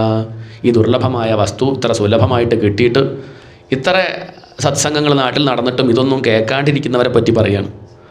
ഹസ്തലബ്ധേയതന്യത്തന്വാ. ഇതല്ലാത്ത പലതിനെയും തന്വാ വാചാ ധിയാ വാ. തനു ശരീരം, തന്വ ശരീരം കൊണ്ട്, വാച വാക്കുകൊണ്ട്, ധിയ മനസ്സുകൊണ്ട്, ഭജതി ഭജിക്കുക. എല്ലാവരും ഭക്തന്മാർ തന്നെ അവിടെ. രാമകൃഷ്ണദേവൻ പറയും ഇവിടെ ഭക്തന്മാരല്ലാത്ത ആരുമില്ല, എല്ലാവർക്കും ഭക്തിയുണ്ട്. പിന്നെ എന്താ ഇല്ലാത്തത്? ഈശ്വരഭക്തി ഇല്ലാന്നേ ഉള്ളൂ. ഭാര്യാഭക്തി, ഭർത്തൃഭക്തി, ബാങ്ക് ഭക്തി, ഫ്ലാറ്റ് ഭക്തി, ഡോഗ് ഭക്തി ഒക്കെ ഉണ്ടെന്നല്ലാതെ അതിൻ്റെ കാര്യമൊക്കെ ശ്രദ്ധിക്കും. അയ്യോ അതിനാരാ ഭക്ഷണം കൊടുക്കുക നായക്കേ, ഒക്കെ വലിയ ഒരുപാരപ്പെട്ട കാര്യം. അത് പിന്നെ നമ്മൾ പോയില്ലെങ്കിൽ ആരെയും ഒക്കെ അപ്പോൾ നിർബന്ധമുണ്ടോ? ഭക്തി ഇല്ലാത്തവരായിട്ട് ആരുമില്ല. ഭക്തി എന്ന് പറഞ്ഞാൽ ആസക്തി എന്നർത്ഥം. എന്താണ്? മനസ്സ് സ്വാഭാവികമായിട്ട് പോവുക എങ്ങോട്ട്? ഭഗവാനിലേക്ക് പോയാൽ അത് ഭക്തി. എന്താണ്? പിടിച്ച് നിർബന്ധിച്ച് കൊണ്ടുവരല്ല. നമ്മളിപ്പോൾ നാരായണിയൊക്കെ കഷ്ടപ്പെട്ട് അല്ലേ തണുപ്പത്തിപ്പം പോണ്ടേ, അങ്ങനെയൊക്കെയാണ്. മറ്റത് അങ്ങനെയല്ല, മറ്റത് സ്വാഭാവികമായിട്ട് ഒഴുകുകയാണ്. അതാണ് വ്യത്യാസം. ദുർലഭ്യവസ്തുനി അപി സുലഭതയാ ഹസ്തലബ്ധേ. ഇത്രയൊക്കെ അനുകൂല സാഹചര്യം ഉണ്ടായിട്ടും ഈ വക വിഷയങ്ങൾ കേൾക്കാതെ തനി മൃഗത്തേക്കാൾ, മൃഗത്ര മോശം എന്നല്ല കേട്ടോ, അവർ പിന്നെ അവരുടെ ധർമ്മം ചെയ്യുന്നുണ്ട്. മനുഷ്യൻ അതുമില്ല, ഇതുമില്ല, അതുമില്ല, ഒന്നുമില്ല. അവരൊന്നുമില്ലെങ്കിലും വലിയ കുഴപ്പമില്ലാണ്ട് തിന്നും കുടിച്ചും കഴിയണം. നമ്മളതുമില്ല, നമ്മളെ കാര്യം അതിലും കഷ്ടമാണ്. ഇങ്ങനെ കഴിയണമല്ലോ. അതാണ് തന്നുവാവാചാധിയാവാ ബത. അവരെ പറ്റി പറയാണ് ഇവിടെ മേൽപ്പത്തൂർ. ക്ഷുദ്രദൈവ സ്ഫുടേയം ക്ഷുദ്രത ഏവ. ക്ഷുദ്രത പറഞ്ഞാൽ അല്പത്തം. എന്താണ് ഭാഷ മനസ്സിലായില്ല? അല്പത്തം എന്ന് പറഞ്ഞാൽ എന്താ ഇപ്പോൾ അവരെ പറ്റി പറയുക? കഴിവുണ്ടായിട്ട് ഉപയോഗിക്കാത്തവരെ പറ്റി നമ്മളെന്താ പറയുക? എന്താ അവരെ പറ്റി പറയുക? രണ്ട് ചിറകുണ്ട് എന്നാലും പറക്കില്ല, അങ്ങനെ അഴഞ്ഞു പോകും ഒരു പക്ഷി. നമ്മളതിനെ കണ്ടാൽ എന്താ പറയുക? എന്താ പറയുക? കഷ്ടം തന്നെ. രണ്ട് ചിറകുണ്ട്, പറന്നൂടെ അതിന്. ഇതുപോലെയാണ് നമ്മളെ കാണുമ്പം ഋഷീശ്വരന്മാർ പറയും കഷ്ടം തന്നെ. മനുഷ്യനാണല്ലോ, അത്യാവശ്യം ബുദ്ധിയുണ്ട്, നാരായണീയ വായിക്കുകയോ അത് കേൾക്കുകയോ മനസ്സിലാക്കുകയോ ഏകാന്തത്തിലിരുന്ന് മനനം ചെയ്യുകയോ വിചാരം ചെയ്യുകയോ ചെയ്താൽ സുഖമായിട്ടിരിക്കുക. ചെയ്യുന്നില്ലല്ലോ, എന്ത് ചെയ്യും? പിന്നെയും പുഴുവിനെ പോലെ ഓടയിലിരിക്കാൻ ഇഷ്ടം. എന്താ ഇപ്പം ചെയ്യുക? ക്ഷുദ്രതൈവ സ്ഫുടേയം ആണ്, കഷ്ടം തന്നെ ആണ്. അപ്പോൾ ഗുരുവായൂരപ്പൻ ചോദിച്ചിട്ടുണ്ടാവും എന്ത് മേൽപ്പത്തൂർ, താൻ ഇപ്പം 27-ാം വയസ്സിലല്ലേ ഇങ്ങോട്ട് എഴുന്നള്ളിയത്, ഇതുവരെ എവിടെയായിരുന്നു? ഇതുവരെയും പട്ടും വളയും വാങ്ങാൻ ഓടി നടക്കല്ലായിരുന്നോ? പ്രസിദ്ധി വേണം, പണം വേണം എന്നൊക്കെ പറഞ്ഞ് നടക്കല്ലായിരുന്നോ? ഇപ്പോഴല്ലേ താൻ വാതരോഗം വന്നപ്പോഴല്ലേ എന്നെപ്പറ്റി ചിന്തിച്ചത്? അതെ, അങ്ങനെ തന്നെയാണ്. അല്ലാണ്ട് അപ്പം എല്ലാവരും ജനിക്കുമ്പോഴേ അങ്ങനെ ചിന്തിക്കാൻ പറ്റിക്കോളന്നില്ല. മേൽപ്പത്തൂർ പറയണം അതെ എൻ്റെ കാര്യം അങ്ങനെയൊക്കെ തന്നെയാണ്. പക്ഷെ ഞാൻ ഒന്നുറപ്പിച്ചു, ഈ ടേസ്റ്റ് ഞാൻ ഇതിൻ്റെ മുമ്പ് അറിഞ്ഞില്ല. അന്നത്തെ കേമത്ത് അന്നെന്ത് വിചാരിച്ചു? ഇങ്ങനെയൊക്കെ പണം ഉണ്ടാക്കുന്നതിലും പ്രശസ്തി ഉണ്ടാക്കുന്നതാണ് ഏറ്റവും വലിയ കാര്യം എന്നൊക്കെ വിചാരിച്ചു. പക്ഷേ ഇപ്പം എനിക്ക് മനസ്സിലായി എന്ത്, അതൊക്കെ എവിടെയാണ്, അതൊക്കെ എത്ര തുച്ഛം. ഇനി ഞാനൊന്ന് ഉറപ്പിച്ചു, താവത് വയം തു.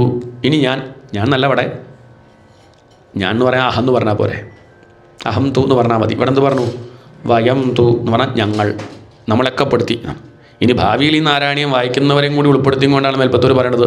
ഇനി ഞങ്ങൾ ഒന്ന് ഉറപ്പിച്ചു, ഏതേതാവത് വയം തു സ്ഥിരതര മനസാ വിശ്വപീഡാപഹത്യൈ. ഇനി ഞാൻ അല്ലെങ്കിൽ ഞങ്ങൾ എന്ത് ചെയ്യില്ല, ലോക വിഷയങ്ങളുടെ പിന്നാലെ പോവില്ല.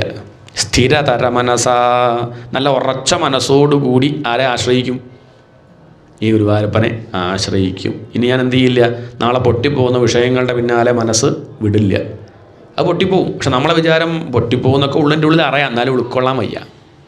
നമ്മളിപ്പോൾ ആശ്രയിക്കുന്നതൊക്കെ പൊട്ടിപ്പോകും, നമുക്ക് ഇഷ്ടമല്ലേ? ഇല്ലേ? ഈ ശരീരം നിൽക്കുമോ? പൊട്ടിപ്പോകുന്നറിയില്ലേ? ഭാര്യ നിൽക്കുമോ? ഭർത്താവ് എല്ലാ കാലവും ഉണ്ടാവുമോ? മക്കൾ, ഫ്ലാറ്റ്, പണം, എന്നിട്ട് പക്ഷെ നമുക്കത് തോന്നണില്ലല്ലോ അല്ലേ? നമ്മളെ വിചാരം എന്താ? ഒക്കെ പ്രഭാഷത്തിൽ അങ്ങനെയൊക്കെ പറയാം, എന്നാലും പോകുന്നില്ല, അവിടെ ഉണ്ടാവും. ആ തിരുമേനി പറഞ്ഞോളൂ, ആ പണിയല്ലേ അത്, പറഞ്ഞോളൂ അല്ലേ? ഉള്ളിൻ്റെ ഉള്ളിൽ ബലൂണ് പോലെയാണ്, നാളെ പൊട്ടിപ്പോവും. ഇപ്പം ഉണ്ടെന്നേ ഉള്ളൂ, എപ്പം വേണമെങ്കിലും പൊട്ടാം. അറിവുള്ളവർ എന്ത് ചെയ്യും? ബലൂണ് തട്ടിക്കളിക്കുകയൊക്കെ ചെയ്യും. പക്ഷെ അവർ പൊട്ടിയാൽ കരയില്ല. മുത്തശ്ശനും പേരക്കുട്ടിയും ബലൂണ് തട്ടിക്കളിക്കുക. ബലൂണ് പൊട്ടിയാൽ ആര് കരയും? എന്താ കാരണം? കുട്ടിയുടെ വിചാരം പൊട്ടില്ല എന്നായിരുന്നു. ബലൂണ് പൊട്ടിയാൽ മുത്തശ്ശൻ കരയോ? മുത്തശ്ശൻ കുറച്ച് നേരം സ്വസ്ഥമായിട്ടിരിക്കാം, അത്രയേ ഉള്ളൂ. നന്നായി പൊട്ടിയത്, അത്രയേ ഉള്ളൂ. അതാണ് വ്യത്യാസം. ജ്ഞാനിയും അജ്ഞാനിയും തമ്മിലുള്ള വ്യത്യാസമാണ്. അവർ കളിക്കാണ്ടിരിക്കുന്നില്ല, അവർ ഇഡ്ഡലി കിട്ടിയാൽ കഴിക്കും, കാപ്പി കുടിക്കും. ജ്ഞാനി കാപ്പി കുടിക്കുക. എന്താ കാപ്പി കുടിച്ചാൽ? അവർക്ക് നാളെ കാപ്പി ഇല്ല കരുതി വിഷമിക്കുന്നു, ഡിപ്രഷനൊന്നും വരില്ല. നമുക്ക് കാപ്പി ഇല്ലെങ്കിൽ കഴിഞ്ഞില്ലേ കഥ, അത്രയേ ഉള്ളൂ. അവർക്ക് അങ്ങനെയൊന്നുമില്ല, അവർ ആത്മഹത്യ ചെയ്യൊന്നുമില്ല കാപ്പി ഇല്ല കരുതിയിട്ട്.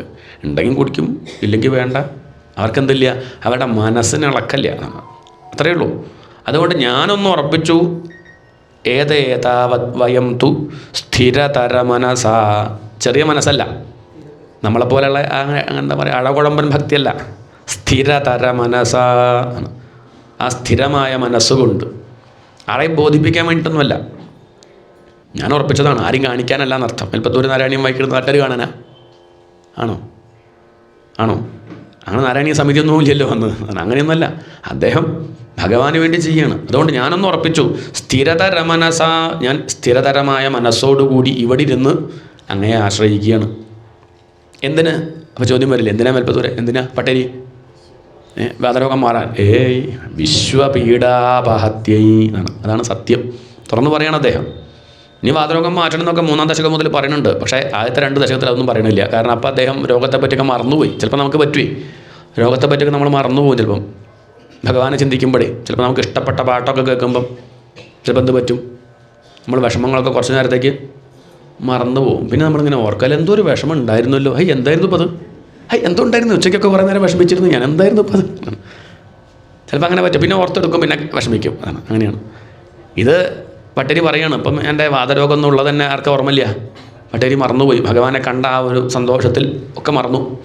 അതുകൊണ്ട് ഇനി ഞാൻ മറ്റു വിഷയങ്ങളുടെ പിന്നാലെ പോകില്ല. സ്ഥിരതര മനസാ വിശ്വപീഡാപഹത്യൈ, ലോകത്തിൻ്റെ മുഴുവൻ വിഷമം തീർക്കണം എന്നാണ്. അതാണ് ഉദ്ദേശം. വിശ്വത്തിൻ്റെ പീഡ, അതാണ് അജ്ഞാനം. നമ്മളുടെ ദുഃഖം എന്താ ചോദിച്ചാൽ അജ്ഞാനം കൊണ്ടാണ്, രോഗം കൊണ്ടൊന്നുമല്ല. പലപ്പോഴും പല അനുഭവങ്ങളും പലരും പറയാറുണ്ട്. രോഗമൊക്കെ വന്ന് മാറി പലരും പറയാറെന്താ വെച്ചാൽ, രോഗമുള്ളപ്പോഴുള്ള സമാധാനം ഇപ്പം മാറിയപ്പോൾ ഇല്ല. എന്താണ് എന്താ അങ്ങനെയൊക്കെ ഉണ്ട് ചിലത്. എന്താണ് രോഗമുള്ളപ്പം പിന്നെയും ഈ രോഗവും സമാധാനം അങ്ങനെയൊന്നും നമ്മൾ വിചാരിക്കേണ്ട. നമ്മൾ വിചാരം എന്താ, രോഗം ഇല്ലാണ്ടിരുന്ന സമാധാനം ഉണ്ടാവുന്നല്ലേ. അപ്പോൾ നമുക്ക് വലിയ രോഗമൊന്നും ഇല്ലല്ലോ, സമാധാനം ഉണ്ടോ? അതില്ല. അപ്പം ഇത് തമ്മിൽ ബന്ധമൊന്നുമില്ല. നമ്മൾ വിചാരിക്കുകയാണ് അതൊക്കെ തമ്മിൽ ബന്ധമുണ്ട്. അങ്ങനെയൊന്നുമില്ല. പ്രാരബ്ധത്തിൻ്റെ നടുക്കിരുന്നിട്ട് സന്തോഷിച്ചിരിക്കുന്നവരുണ്ട്. നമ്മൾ നോക്കിയാൽ മൊത്തം പ്രശ്നം തോന്നും, പക്ഷെ അവർക്കെന്തില്ല, ഒരു പ്രശ്നവുമില്ല. നമ്മൾ ചിലരെ കണ്ട അവർക്കൊരു പ്രശ്നമില്ല തോന്നും, എന്നാൽ അവർക്ക് മൊത്തം. അത്രയേ ഉള്ളൂ ഇപ്പോൾ ഇതിൻ്റെ കഥ. അതുകൊണ്ട് ഞാൻ അജ്ഞാനം നീങ്ങാനാണ് ആഗ്രഹിക്കുന്നത്, വാതരോഗം മാറാനല്ല. അതിപ്പം നാളെ മാറി വേറൊരു രോഗം വരാം. ഒരു രോഗം കഴിഞ്ഞ് അടുത്ത രോഗം വരെയുള്ള ഇടവേളയ്ക്ക് നമ്മൾ സുഖം എന്ന് പറയും. എന്താണ് അത്? 2 ദുഃഖത്തിൻ്റെ ഇടയ്ക്ക് നമ്മളെന്ത് പറയും? അവിടെ സുഖമായിട്ടൊന്നുമില്ല. 2 ദുഃഖം, ഒരു ദുഃഖം കഴിഞ്ഞു ഇനി അടുത്തത് വരും, അതുവരെ നമുക്കെന്ത് വിളിക്കാം? അപ്പം ഉള്ള അവസ്ഥയ്ക്ക് വേണമെങ്കിൽ സുഖം എന്ന് പറയാം എന്നല്ലാതെ അങ്ങനെ സുഖമൊന്നുമില്ല. അതുകൊണ്ട് ഞാൻ ഇനി ദുഃഖം തന്നെ വരരുത്, ദുഃഖത്തിൻ്റെ ബാധയില്ലാത്ത ആനന്ദം, അതാണ് ആഗ്രഹിക്കുന്നത്. അതാണ് വിശ്വപീഡാപഹത്യൈ, അജ്ഞാനം നീങ്ങാൻ, ദുഃഖം നീങ്ങാൻ. നിശേഷാത്മാനമേനം, ഈ ഗുരുവായൂരിൽ മാത്രം ഒതുങ്ങി നിൽക്കുന്ന ആളല്ല. അതാണ് എന്താ പറയണത്? ഭഗവാനാരാ? നിശേഷ ആത്മാനമേനം, ഇവിടെ മുഴുവൻ പ്രകാശിക്കുന്നത് ഈ ഭഗവാൻ തന്നെയാണ്. എല്ലാ ജീവന്മാരിലും അന്തര്യാമിയായിട്ടിരിക്കുന്നത് ആരാ? ഭഗവാൻ തന്നെയാണ്. നിശേഷാത്മാനമേനം ഗുരുപവനപുരാധീശം ഏവ, ഏവ പറഞ്ഞാൽ മാത്രം. ഇനി ഞാൻ എന്ത് ചെയ്യില്ല, ഇനി ഒന്നിനെ ആശ്രയിക്കില്ല, ഇനി ഭൗതിക നേട്ടത്തിന് വേണ്ടി ഞാൻ പ്രയത്നിക്കില്ല, തീരുമാനിച്ചു. ജി ബാലകൃഷ്ണൻ നായർ വലിയ പണ്ഡിതനാണ്. അദ്ദേഹത്തിൻ്റെ കഥ എന്താ വെച്ചാൽ, ആദ്യകാലത്തൊക്കെ യുക്തിവാദിയായിരുന്നു, വലിയ കമ്മ്യൂണിസ്റ്റ് പ്രസ്ഥാനത്തിൻ്റെയൊക്കെ വലിയ നേതാവായിരുന്നു, ഇലക്ഷനൊക്കെ നിന്ന ആളാണ് അദ്ദേഹം. അദ്ദേഹത്തിൻ്റെ മകനാണ് അരവിന്ദൻ. അരവിന്ദന് വയ്യാണ്ടിയായി. അങ്ങനെ അദ്ദേഹത്തിന് വയ്യാണ്ടിയോ ഹോസ്പിറ്റലിലായി. ഇനിയിപ്പോൾ അധികകാലം ഉണ്ടാവില്ല എന്നുറപ്പായി. അദ്ദേഹം വലിയ ഭക്തനാണ് പയ്യൻ. ഇപ്പം അച്ഛനോട് പറഞ്ഞു അത്രേ, അച്ഛൻ എൻ്റെ കൈ പിടിച്ച് നമശിവായ ജപിക്കുമോ, ശിവശിവാന്ന് ജപിക്കുമോ? അപ്പോൾ അദ്ദേഹത്തിന് തീരെ താല്പര്യമില്ല. എന്നാലും മകൻ്റെ അവസാനത്തെ ആഗ്രഹമല്ലേ, ജപിച്ചേക്കാം എന്ന് പറഞ്ഞ് അങ്ങനെ അദ്ദേഹം ശിവശിവാന്ന് ജപിച്ചിട്ടാണ് അരവിന്ദൻ കണ്ണടയ്ക്കുന്നത്. അത് അദ്ദേഹത്തിന് വലിയ മാറ്റം ഉണ്ടാക്കി. ആർക്ക്? ബാലകൃഷ്ണൻ നായർക്ക്. അദ്ദേഹം ഉറപ്പിച്ചു, ഇനിയുള്ള കാലം ഞാൻ ഈ അരവിന്ദനെ ഗുരുവായിട്ട് സ്വീകരിക്കും. ആരെ? തൻ്റെ മകൻ അരവിന്ദനെ. അദ്ദേഹത്തിൻ്റെ ഭാഷ്യത്തിനൊക്കെ പേര് ശിവാരവിന്ദം ഭാഷ്യം എന്നാണ്. അത് ഗുരുദേവൻ്റെ സകല കൃതികളും അദ്ദേഹം വ്യാഖ്യാനിച്ചിട്ടുണ്ട്. ഭഗവത്ഗീതയ്ക്ക് മനോഹരമായിട്ടുള്ള വ്യാഖ്യാനം ചെയ്തിട്ടുണ്ട്. ജീവൻമുക്തനായിരുന്നു അദ്ദേഹം. തൻ്റെ മകനെ തന്നെ ഗുരുനാഥനായിട്ട് കണക്കാക്കി. അദ്ദേഹം അന്ന് ഉറപ്പിച്ച കാര്യം, ഇനിയുള്ള കാലം ഞാൻ എന്ത് ചെയ്യില്ല, 10 റുപ്യ കിട്ടാൻ വേണ്ടി പ്രയത്നിക്കില്ല. എന്താണ് ഒന്നാമത്തെ തീരുമാനം? എന്താണ്? ഇനി ഭൗതിക നേട്ടത്തിന് വേണ്ടി താൻ ഒരു കർമ്മവും ചെയ്യില്ല എന്ന് ഉറപ്പിച്ചു. നമുക്ക് പറ്റുമോ? എനിക്ക് പറ്റില്ല, ഉള്ളത് പറയാലോ. ഇത്രയൊക്കെ വായിച്ചിട്ടുണ്ടെങ്കിൽ എനിക്ക് സാധിക്കില്ല, നമുക്ക് ബുദ്ധിമുട്ടാണ്. ഭൗതിക നേട്ടം എന്നുള്ളത് അതൊരു വിഷയം തന്നെയാണ്. പക്ഷെ അദ്ദേഹം ഉറപ്പിച്ചു, ഇനിയില്ല, ഭൗതിക നേട്ടത്തിന് വേണ്ടി ഞാൻ പ്രയത്നിക്കില്ല. പലതും അദ്ദേഹം ചെയ്തിട്ടുണ്ട്, പക്ഷെ എന്തിനല്ല, അത് പണത്തിന് വേണ്ടിയിട്ടോ പ്രശസ്തിക്ക് വേണ്ടിയിട്ടോ അല്ല ചെയ്തതാണ്.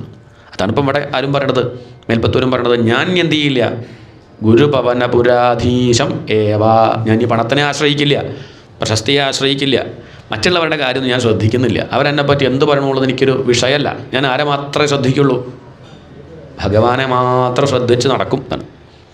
സത്വം യത്തത്പരാഭ്യാമപരികലനതോ നിർമ്മലം തേന താവത് ഭൂതൈഃ ഭൂതേന്ദ്രിയൈസ്തേ വപുരിതി ബഹുശഃ ശ്രൂയതേ വ്യാസവാക്യം തത്സ്വച്ഛത്വാത് യദച്ഛാദിതപരസുഖചിത് ഗർഭനിർഭാസരൂപം തസ്മിൻ ധന്യാരമന്ദേ ശ്രുതിമതിമധുരേ സുഗ്രഹേ വിഗ്രഹേതേ. ഇനി ആ ഭഗവാന്റെ രൂപത്തെ പറ്റി അദ്ദേഹം പറയണം. അങ്ങയുടെ രൂപം മറ്റുള്ള വിഷയങ്ങളെപ്പോലെയല്ല, നമ്മുടെ രൂപം പോലെയല്ല. നമ്മുടെ രൂപമൊക്കെ എപ്പം വേണമെങ്കിലും എന്താവാം, വഷളാവാം. നമ്മളൊക്കെ മേക്കപ്പൊക്കെ കഴിഞ്ഞിരിക്കുമ്പോൾ വലിയ കുഴപ്പമൊന്നുമില്ല. അത് അരമണിക്കൂർ കിട്ടും, പിന്നെ വേർക്കും, മേക്കപ്പൊക്കെ ഒലിച്ചു പോവും, വലിയ പ്രയാസമാണ്. അത് നിലനിർത്താനുള്ള കഷ്ടപ്പാട് ലേശമൊന്നുമല്ല. മുടി നരച്ച വിഷമായി അല്ലേ. ഭഗവാൻ പിന്നെ അങ്ങനത്തെ രൂപമല്ല, സത്വം, അത് സത്വമാണ്. യത്തത് പരാഭ്യാം അപരികലനതോ, അത് മറ്റുള്ളതിൽ നിന്ന് വേറെയാണ് എന്ന് പറഞ്ഞാൽ, മറ്റുള്ളതെന്ന് പറഞ്ഞാൽ ഇവിടെ ഉദ്ദേശിച്ചത് രജസ് തമസ്.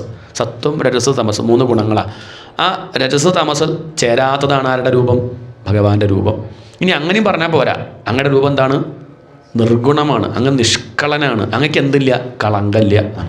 അങ്ങനെയുള്ള രൂപമാണ് അങ്ങയുടെ. സുഗ്രഹേ വിഗ്രഹേ തേ, അങ്ങയുടെ രൂപം അങ്ങനെയുള്ളതാണ്. നിഷ്കമ്പേ, ഒരിക്കലും ഇളകാത്തവനാണ്. നമ്മളോ എപ്പോഴും ഇളകിക്കൊണ്ടാണ്. ആണ് വ്യത്യാസം. ഭഗവാൻ ഇളക്കല്ല. നമ്മുടെ അഭിപ്രായമൊക്കെ ഇങ്ങനെ നിമിഷം തോറും മാറിക്കൊണ്ടിരിക്കും. ഇപ്പം ഇങ്ങനെ കേൾക്കുമ്പോൾ നാരായണീയം കേമൻ തന്നെയാണ് എന്നൊക്കെ പറയും. പുറത്തിറങ്ങിയാൽ ആരായണിയൊക്കെ എന്ത് 10 ഉറുപ്പിക ഉണ്ടാക്കുക എന്നല്ലാണ്ട് അത്രയേ ഉള്ളൂ. ഇതിങ്ങനെ മാറിക്കൊണ്ടിരിക്കുകയാണ്. അങ്ങയുടെ രൂപം എങ്ങനെയാണ്, നിഷ്കമ്പേ, ഒരിളക്കമില്ലാത്തവനാണ്. അതുകൊണ്ട് മുറുക്കി പിടിച്ചോളൂ. നമ്മളിപ്പോൾ പിടിച്ചവരൊക്കെ ഇളകണവരാണ്. അവരെ പിടിച്ചാൽ അവരും വീഴും, നമ്മളും വീഴും. പിടിക്കാണ്ടിരിക്കേണ്ട, ഒക്കെ അവിടെ ഇരുന്നോട്ടെ. പക്ഷെ ഒരു കൈ കൊണ്ട് ആരെ പിടിച്ചോളൂ. ഒരു കൈ കൊണ്ട് ഭഗവാനും പിടിച്ചാൽ എളുപ്പമുണ്ട്. നാളെ മറ്റതൊക്കെ വീണാലും പേടിക്കാനില്ല. വീഴാത്ത ആളെ ഞാൻ പിടിച്ചിട്ടുണ്ടല്ലോ, അയാളെ ഞാൻ പിടിച്ചിട്ടുണ്ട് ഒരു കൈ കൊണ്ട്. അതുകൊണ്ട് ദുഃഖം ഉണ്ടാവില്ല. ഇല്ലെങ്കിൽ ദുഃഖിക്കേണ്ടി വരും. ഇപ്പം ദുഃഖമില്ല പറഞ്ഞിട്ട് കാര്യമില്ല, നാളെ പടഞ്ഞ് ദുഃഖിച്ച് കരയേണ്ടി വരും. അതുകൊണ്ട് ആരെ ആശ്രയിക്കൂ, ഭഗവാനെ ആശ്രയിക്കൂ. നിഷ്കമ്പേ, ഒരിക്കലും ഇളക്കമില്ലാത്തവനാണ്. നിത്യപൂർണേ, ഒരിക്കലും ഒരു കുറവ് വരാത്തവനാണ്. നമ്മളൊക്കെയോ കുറഞ്ഞുകൊണ്ടിരിക്കുക അല്ലേ, ആയുസ് കുറഞ്ഞുകൊണ്ടിരിക്കുകയാണ്, ശരീരം ക്ഷീണിച്ചുകൊണ്ടിരിക്കുകയല്ലേ അല്ലേ, അവിടെ പുഷ്ടി വന്നുകൊണ്ടിരിക്കുക. മുട്ടുകാലിന് വേദന, ഇരുന്നണീക്കാൻ വയ്യ, എണീറ്റരിക്കാൻ വയ്യ അല്ലേ. അതൊക്കെ അങ്ങോട്ട് ശരിയാവും തോന്നുന്നുണ്ടോ നാളെ? ഒരു പ്രായം കഴിഞ്ഞാൽ ഇതൊക്കെ ക്ഷീണിക്കുന്നേ ഉള്ളൂ. അതിൽ വിഷമിക്കേണ്ടെന്നർത്ഥം. അതാണ് പറയണത്. നിത്യപൂർണേ, നമ്മളെ ശരിക്കും നമ്മൾ നിത്യപൂർണ്ണന്മാരാ, ഒരു കുറവുമില്ലാത്തവരാണ്. ആ ഭഗവാനെ ആശ്രയിക്കൂ, അത് സാക്ഷാത്കരിക്കൂ. ഈ ദേഹമാണ് ഞാൻ എന്നുള്ള വിചാരം ഇല്ലാണ്ടിയാക്കൂ. നിത്യപൂർണേ നിരവധി പരമാനന്ദ പീയൂഷരൂപേ. അവധി എന്ന് പറഞ്ഞാൽ പരിധി ആണ്. അവധി ഇല്ലാത്തവൻ, അവസാനമില്ലാത്തവൻ. എന്തിന്? ആനന്ദത്തിന് അവസാനമില്ല. നമ്മളുടെ ആനന്ദത്തിനൊക്കെ അവസാനമുണ്ട് അല്ലേ. നമ്മളിപ്പോൾ അനുഭവിക്കുന്ന ആനന്ദം, ഇപ്പോൾ കാപ്പി കുടിച്ചു, എത്ര നേരം കിട്ടി? ആ കുടിക്കുമ്പോൾ ഒരു സന്തോഷമുണ്ടായി, പിന്നെയോ അതൊന്നും കുറച്ച് കഴിയുമ്പോൾ നിൽക്കുന്നുണ്ട്. ഇപ്പോൾ ഊണ് കഴിക്കണമെന്നായില്ലേ, എപ്പോഴാണ് ഇയാൾ നിർത്താനല്ലേ ഇപ്പോൾ ചിന്തിക്കണത്? ഒരു പ്രശ്നവുമില്ല, എപ്പം വേണം നിർത്താം നമുക്ക്. അങ്ങനെ ഒരു വാശിയില്ല. നമ്മൾ പറയണു ഇപ്പം നിർത്താൻ, അപ്പം വെച്ചിട്ടാ പോയാൽ നിർത്തും, ഇത്രയേ ഉള്ളൂ. തുടങ്ങാൻ പറഞ്ഞാൽ തുടങ്ങാം, അത്ര പ്രശ്നമൊന്നുമില്ല, നിർത്താം, അത്രയേ ഉള്ളൂ. ഞാൻ ഊണ് കഴിച്ചാലുള്ള സുഖം എത്ര നേരം ഉണ്ട്, എത്ര നേരം കിട്ടും? അത് കുറച്ച് കഴിഞ്ഞാൽ ഒന്ന് കിടന്നാൽ തിരക്കടില്ല അല്ലേ. കിടന്നുള്ള സുഖം എത്ര നേരം? അത് അവധി ഉണ്ടെന്നർത്ഥം. ഈ സുഖത്തിനൊക്കെ എന്തുണ്ട്, കുറച്ച് കഴിഞ്ഞാൽ അവസാനമുണ്ട്. എന്തും അങ്ങനെയാണ്. അതങ്ങനെ എപ്പോഴും നീണ്ടു നിൽക്കണില്ല. നമുക്ക് കുറച്ച് നേരത്തേക്ക് കിട്ടണില്ല. ഒക്കെ കുറച്ച് സുഖമുണ്ട്, പിന്നെ അത് പോയി. ആ ഒരു പ്രശ്നമുണ്ട്. എന്നാൽ ഭഗവാൻ എന്തില്ല, ആ സുഖത്തിന് എന്തില്ല, അവസാനമില്ല. നിരവധി പരമാനന്ദ പീയൂഷരൂപേ. ആനന്ദ പീയൂഷം, പീയൂഷം എന്ന് പറഞ്ഞാൽ അമൃത്, അമൃതസ്വരൂപനാണ് അങ്ങ്. നിർലീന അനേകമുക്താവലി സുഭഗതമേ നിർമ്മല ബ്രഹ്മസിന്ധൗ. ബ്രഹ്മം ആകുന്ന സിന്ധു, സിന്ധു പറഞ്ഞ കടൽ. മനസ്സിൽ ഭാവന ചെയ്യുക, ഒരു കടൽ, ആനന്ദക്കടൽ. ഏത് കടൽ? ആനന്ദമാണ്, ജലല്ല, ആനന്ദം, ആനന്ദക്കടൽ. ആ ആനന്ദക്കടൽ തിരമാലയൊന്നും ഇല്ലാണ്ടിരിക്കുക, ശാന്തമായൊരു ആനന്ദ സമുദ്രം. നമ്മൾ ഉറങ്ങണത് പോലെ, നമ്മൾ മിണ്ടാണ്ടിരുന്ന എങ്ങനെയുണ്ടാവും അതുപോലെ. മിണ്ടാണ്ടിരുന്ന നമ്മളൊക്കെ നല്ല ആൾക്കാരല്ലേ, പിന്നെ ഉറങ്ങുമ്പോഴും അല്ലേ, ചിന്തിക്കാം, അത്രയേ ഉള്ളൂ. നിർമ്മല ബ്രഹ്മസിന്ധൗ, അതാണ് ബ്രഹ്മം. നല്ല സുഖമില്ലേ മിണ്ടാണ്ടിരിക്കുമ്പോൾ? അല്ലേ? ആ ഒരു നല്ലൊരു ആനന്ദം അനുഭവിക്കുന്നില്ലേ? നിർമ്മല ബ്രഹ്മസിന്ധു. അപ്പോൾ മനസ്സിലൊന്ന് ഭാവന ചെയ്യാം, ഒരു നിർമ്മലമായ ആനന്ദക്കടൽ. ആ ആനന്ദക്കടലിന് ചിലപ്പം ചില തിരമാലകൾ ഉണ്ടാവും. കല്ലോലോല്ലാസതുല്യം. അങ്ങനെ ഉണ്ടായ വലിയൊരു തിരമാലയാണ് ഗുരുവായൂരപ്പ അങ്ങ്. എന്താണ്? വലിയ സുനാമി. ചെറിയ തിരമാലയൊക്കെ വന്നാൽ വന്നങ്ങോട്ട് പോവും. എന്നാൽ സുനാമിയൊക്കെ വന്നാൽ അടുത്തുള്ളവരൊക്കെ കൊണ്ടുപോകും. മറ്റുള്ള അമ്പലങ്ങളൊക്കെ തിരമാല, ഗുരുവായൂർ സുനാമി. തിരക്ക് കൂടുന്നില്ലേ അവിടെ? അതാ വ്യത്യാസം. എല്ലാം ഒരുപോലെയാണെന്നൊക്കെ പറഞ്ഞാൽ അങ്ങനെ പറഞ്ഞാൽ പറ്റില്ലെന്നർത്ഥം. രണ്ട് തിരമാല വളരെ പ്രധാന, രാമാവതാരം, കൃഷ്ണാവതാരം. അതിൽ കൃഷ്ണാവതാരം അത് കുറേ പേരെ കൊണ്ടുപോയിട്ടുണ്ട്, തന്നിലേക്ക് എടുത്തിട്ടുണ്ട്. അത് കരയ്ക്ക് വരും, കടലിൽ ഇറങ്ങണ്ടെന്ന് വിചാരിച്ചവനെ പോലും എന്ത് ചെയ്യും? എടുത്തങ്ങോട്ട് കൊണ്ടുപോകും. കല്ലോലോല്ലാസതുല്യം. ബ്രഹ്മമാകുന്ന സമുദ്രത്തിൽ നിന്ന് പൊന്തി വന്ന വലിയൊരു തിരമാലയാണ് ഗുരുവായൂരപ്പ അങ്ങ്. നിർഗുണമായ പരബ്രഹ്മം രൂപം ധരിച്ചു വന്നു. ഒരു കുറവുമില്ല. രൂപം ധരിച്ചു കരുതി കുറവൊന്നുമില്ല എന്നർത്ഥം. അതാണ് ഗുരുവായൂരപ്പൻ. കസ്മാന്നോ നിഷ്കളസ്ത്വം സകള ഇതി വചഃ ത്വത്കലാസ്വേവ ഭൂമൻ നിർവ്യാപാരോപി. അങ്ങയ്ക്കൊരു വ്യാപാരവുമില്ല, അങ്ങൊരു കർമ്മവും ചെയ്യുന്നില്ല. വ്യാപാരം എന്ന് പറഞ്ഞാൽ കച്ചവടം. കച്ചവടം എന്ന് പറഞ്ഞാൽ കർമ്മം. നമ്മൾ ചെയ്യണതൊക്കെ എന്താ? കച്ചവടമാണ്. കർമ്മം നമ്മൾ പറയും, ശരിക്കും പറഞ്ഞാൽ കച്ചവടമാണ്. ഒക്കെ ബിസിനസ് ആണ്. എല്ലാ ബന്ധങ്ങളും ബിസിനസ് തന്നെയാണ്. അങ്ങോട്ടുണ്ടോ ഇങ്ങോട്ടുണ്ടോ, ഇല്ലെങ്കിൽ ഇല്ല, അല്ലേ? അങ്ങനെയല്ലേ? അല്ല, ആണ്. അതിനിപ്പോൾ കളവ് പറയണു, ഇവിടെയെങ്കിലും സത്യം പറയൂ. ഇതിപ്പോൾ അങ്ങനെ ഒരു വേദിയല്ലേ? അത്രയേ ഉള്ളൂ. അങ്ങോട്ടുണ്ടെങ്കിൽ അങ്ങോട്ട്, ഇല്ലെങ്കിൽ ഇല്ല, അത്രയേ ഉള്ളൂ. ഇങ്ങോട്ട് ഇത്ര തന്നാൽ അങ്ങോട്ട് ഇത്ര കൊടുക്കും. ഇങ്ങോട്ട് കല്യാണത്തിന് വന്നാൽ അങ്ങോട്ട് കല്യാണത്തിന് പോകും, അല്ലേ? ഇത്രയല്ലേ ഉള്ളൂ, അല്ലെങ്കിൽ പോവോ? ഇതാണ് ബിസിനസ്, അതാണ് കച്ചവടം. കർമ്മമൊക്കെ അങ്ങനെ തന്നെയാണ്. മക്കളെ നോക്കുന്നു, ഭാവിയിൽ അവരെന്നെ നോക്കണം, അല്ലെങ്കിൽ നഷ്ടമായി, കച്ചവടം നഷ്ടമായി. അതാണ് നിർവ്യാപാരോ. നമുക്ക് വ്യാപാരമുണ്ട്, നമ്മളെ കർമ്മങ്ങളൊക്കെ കച്ചവടമാണ്. എന്നാൽ ഭഗവാൻ എന്തില്ല? ഭഗവാനൊരു കച്ചവടവും ഇല്ല, ഒരു കർമ്മവും ഇല്ല. അതാണ് നിർവ്യാപാരോപി. അപ്പോൾ ചിലർ ചോദിക്കും, കർമ്മം ചെയ്യണില്ലെങ്കിൽ പിന്നെ ഇതൊക്കെ ഉണ്ടാക്കിയത് ആരാ? നമ്മൾ പറയല്ലേ ഭഗവാൻ ഉണ്ടാക്കിയെന്ന്. ഭഗവാനോട് ചോദിച്ചു നോക്കും, ഭഗവാൻ ഞാൻ അറിഞ്ഞില്ല. ഞാൻ ഇങ്ങനെ ഇരിക്കുമ്പോൾ ഇതൊക്കെ അങ്ങനെ ഉണ്ടാവണത് എൻ്റെ കുറ്റാണോ? എന്താണ്? അത്രേ ഭഗവാൻ പറയും. സൂര്യനോട് ചോദിച്ചു നോക്കും, ഇതൊക്കെ ചെയ്യണത് സൂര്യനാണെന്ന് നമ്മൾ പറയാം. സൂര്യൻ പറയും, ഞാൻ ഇവിടെ പ്രകാശിച്ചു, ഇത്രയേ ഉള്ളൂ, എൻ്റെ സ്വഭാവം ഞാൻ കാണിക്കുന്നു, ഇവിടെ പലതും ഉണ്ടാവണത് എൻ്റെ കുറ്റാണോ? സൂര്യൻ ആ താമരയെ ഉണർത്തി നോക്കിയാൽ നമ്മൾ പറയാം. ആരും ഉണർത്തി? സൂര്യൻ താമരയെ വിളിച്ച് ഉണർത്തിയോ രാവിലെ? ഇപ്പോൾ സൂര്യൻ താമരേ ഒന്നും ഉണ്ടായില്ല. അത് നമ്മളുടെ വ്യാഖ്യാനമാണ്, അത് സാഹിത്യം. ഇതുപോലെ സാഹിത്യ ഭാഷയിൽ നമ്മൾ പറയും, ഗുരുവായൂരപ്പനെ സൃഷ്ടിച്ചു. എന്തോ സൃഷ്ടിച്ചു? ഗുരുവായൂരപ്പനെ സൃഷ്ടിച്ചത്ര അപകടമൊന്നും ഇവിടെ ഉണ്ടാവില്ല. എന്താണ്? ഗുരുവായൂരപ്പന് ഇടപെടുന്നുണ്ടെങ്കിൽ ഒക്കെ നന്നായി നടക്കണ്ടേ? എന്താ വെച്ചാൽ ജന്മനാ വികലാംഗരായും കൊണ്ടും സകലാംഗരായിട്ടും അല്പബുദ്ധിയും അതിബുദ്ധിയൊക്കെ ആയിട്ട് എന്താ ചോദിച്ചാൽ ഗുരുവായൂരപ്പനെ സൃഷ്ടിച്ചതാ ആണോ? അന്ന് അത്ര ബുദ്ധിയില്ല എന്ന് പറയേണ്ടി വരും. ഗുരുവായൂരപ്പന് നമ്മളെക്കാൾ കഷ്ടമെന്ന് പറയേണ്ടി വരും. അല്ല, അതാണ് നിർവ്യാപാരോപി. ഭഗവാനൊന്നും ചെയ്യണില്ല, ഇടപെടണില്ല. നിഷ്കാരണം, ഒരു കാരണവുമില്ല. അതാണ് അജഭജസേ യത് ക്രിയാമീക്ഷണാഖ്യാം. താനൊന്ന് നോക്കുന്നു, തൻ്റെ നോട്ടം കൊണ്ട് ഇവിടെ എല്ലാം നടക്കുന്നു. എല്ലാം നടക്കുന്നതിന് ശക്തിയായിട്ട് ആര് നിൽക്കുന്നു? ഭഗവാൻ നിൽക്കുന്നു. ഇത്രയേ ഉള്ളൂ. എന്താണ്? എല്ലാം നടക്കുന്നതിന് ശക്തിയായിട്ട് ഭഗവാൻ നിൽക്കുന്നു. നമ്മൾ ചെയ്ത കർമ്മത്തിൻ്റെ ഫലം നമ്മൾ അനുഭവിക്കും. നമുക്ക് കർമ്മം ചെയ്യാൻ സാധിക്കുന്നത് ആരുള്ളതുകൊണ്ടാണ്? ഈശ്വരനുള്ളതുകൊണ്ടാണ്, ഭഗവാനുള്ളതുകൊണ്ടാണ്. നമുക്ക് നല്ലത് പറയാൻ പറ്റുന്നതും ചീത്തത് പറയാൻ പറ്റുന്നതും ആരുള്ളതുകൊണ്ടാണ്? ആരുള്ളതുകൊണ്ടാണ്? ഉള്ളിലിപ്പം ഒരു ശക്തി വേണ്ടേ പറയണമെങ്കിൽ? എനിക്കിപ്പോൾ ചീത്ത വിളിക്കണമെങ്കിൽ, നല്ലത് പറയണമെങ്കിൽ ആര് വേണം? നാവ് പൊങ്ങണമെങ്കിൽ ആര് വേണം? ഈശ്വരൻ വേണം. അപ്പം ഞാൻ ചീത്തത് പറഞ്ഞിട്ട് ഞാൻ പറയണത് എന്നെക്കൊണ്ട് ഇങ്ങനെയൊക്കെ പറയിപ്പിച്ചതേ ഗുരുവായൂരപ്പനാ എന്ന് പറഞ്ഞാൽ നിങ്ങളൊന്നും കെടുത്ത് തരിക. അതെന്ത് പറയുക? ഞങ്ങളെക്കൊണ്ട് ഇങ്ങനെയൊക്കെ ചെയ്യിച്ചത്. അത്രയേ ഉള്ളൂ. അതിന് ഭഗവാനെ പറയരുതെന്ന് അർത്ഥം. ശരിയാണ്, അങ്ങനെയൊക്കെ പറയാൻ അയാൾക്ക് സാധിക്കുന്നത് ഉള്ളിൽ ഈ ഒരു ശക്തിയുള്ളത് കൊണ്ടാണ്. നമ്മൾ വണ്ടി ഓടിച്ചിട്ട് അത് കുത്തി നമ്മൾ വീണു, പരിക്ക് പറ്റി. എന്താ ഇപ്പം ഇങ്ങനെ വീഴാൻ കാരണം ചോദിച്ചാൽ നമ്മൾ പറയാം പെട്രോളാ. ആരാ പെട്രോൾ എന്ത് പഠിച്ചു? അല്ല, പെട്രോൾ ഉള്ളതുകൊണ്ടല്ലേ ഞാൻ വണ്ടി ഓടിച്ചത്. അത് പറഞ്ഞാൽ പറ്റുമോ? ഈശ്വരൻ ഉള്ളതുകൊണ്ടല്ലേ ഞാൻ അങ്ങനെ മിണ്ടിയത്. അത് സത്യമാണ്, ഈശ്വരൻ ഉള്ളത് കൊണ്ടാണ്. പക്ഷേ താൻ ചെയ്ത വൃത്തികേടിന് ഫലം കിട്ടുമ്പോൾ ആരെ പറയരുത്? അത് പറയരുത്. ഇതാ നമ്മുടെ വലിയ കുഴപ്പത്താണ്. ഒന്ന് ആലോചിച്ചാൽ മനസ്സിലാവും. നമ്മൾ മേപ്പോട്ട് നോക്കി കുത്തി പറഞ്ഞ് വീണതിനൊക്കെ ആരെ പറയും? എന്നാലും സപ്താഹം കേൾക്കാൻ പോകുമ്പോൾ ഞാൻ അങ്ങനെ നോക്കി നടക്കണേ, അതിനെ കണ്ണ് തന്നത്. അത്യാവശ്യം ബുദ്ധി തന്നു, അത് കരുതി ഉപയോഗിക്കുക, ശ്രദ്ധിക്കുക, കഴിവതും കരുതി സഞ്ചരിക്കുക. അതല്ലാതെ നമ്മളുടെ അജ്ഞാനം കൊണ്ടും നമ്മളുടെ കാമം കൊണ്ടും ക്രോധം കൊണ്ടും ദ്വേഷം കൊണ്ടും വന്ന കഷ്ടപ്പാടിനൊക്കെ ഗുരുവായൂരപ്പനെ പഴി പറയരുതേ. അത്രയേ ഉള്ളൂ. നിർവ്യാപാരോപി നിഷ്കാരണം അജഭജസേ യത് ക്രിയാമി ക്ഷണാഖ്യാം. തൻ്റെ ഒരു നോട്ടം കൊണ്ട് തന്നെ ഈ കാണുന്നതൊക്കെ സൃഷ്ടിക്കുകയാണ് ആര്? ഭഗവാൻ. തേനൈവോദയതി ലീന പ്രകൃതിരസതി കൽപ്പാഭികൽപ്പാദികാലേ തസ്യാഹ സംശുദ്ധമംശം കമപി തമതിരോധായകം സത്വരൂപം സത്വം ധൃത്വാ ദധാസി സ്വമഹിമ വിഭവാകുണ്ഠ വൈകുണ്ഠരൂപം. ഒരു കുണ്ഠതയില്ലാത്ത സ്ഥലമാണ് ഭഗവാന്റെ ആ ഒരു സ്ഥലം, വൈകുണ്ഠം. കുണ്ഠത പറഞ്ഞ വിഷമം എന്നർത്ഥം, ദുഃഖമില്ലാത്ത സ്ഥലം. അതാണ് ഭഗവാന്റെ സ്വരൂപവും അങ്ങനെയാണ്, ദുഃഖമില്ല. ഇനി ഭഗവാന്റെ ആ രൂപത്തെ പറ്റി പറയുകയാണ്. തത്തേ, തത് തേ, അതാണ് തത്തേ, പേരറ്റല്ല, അതല്ല, തത് തേ അതാണ്. തത് തേ പ്രത്യഗ്രധാരാധരലളിതകളായാവലീ കേളികാരം. പ്രത്യഗ്രധാരാധരലളിതകളായാവലീ കേളികാരം.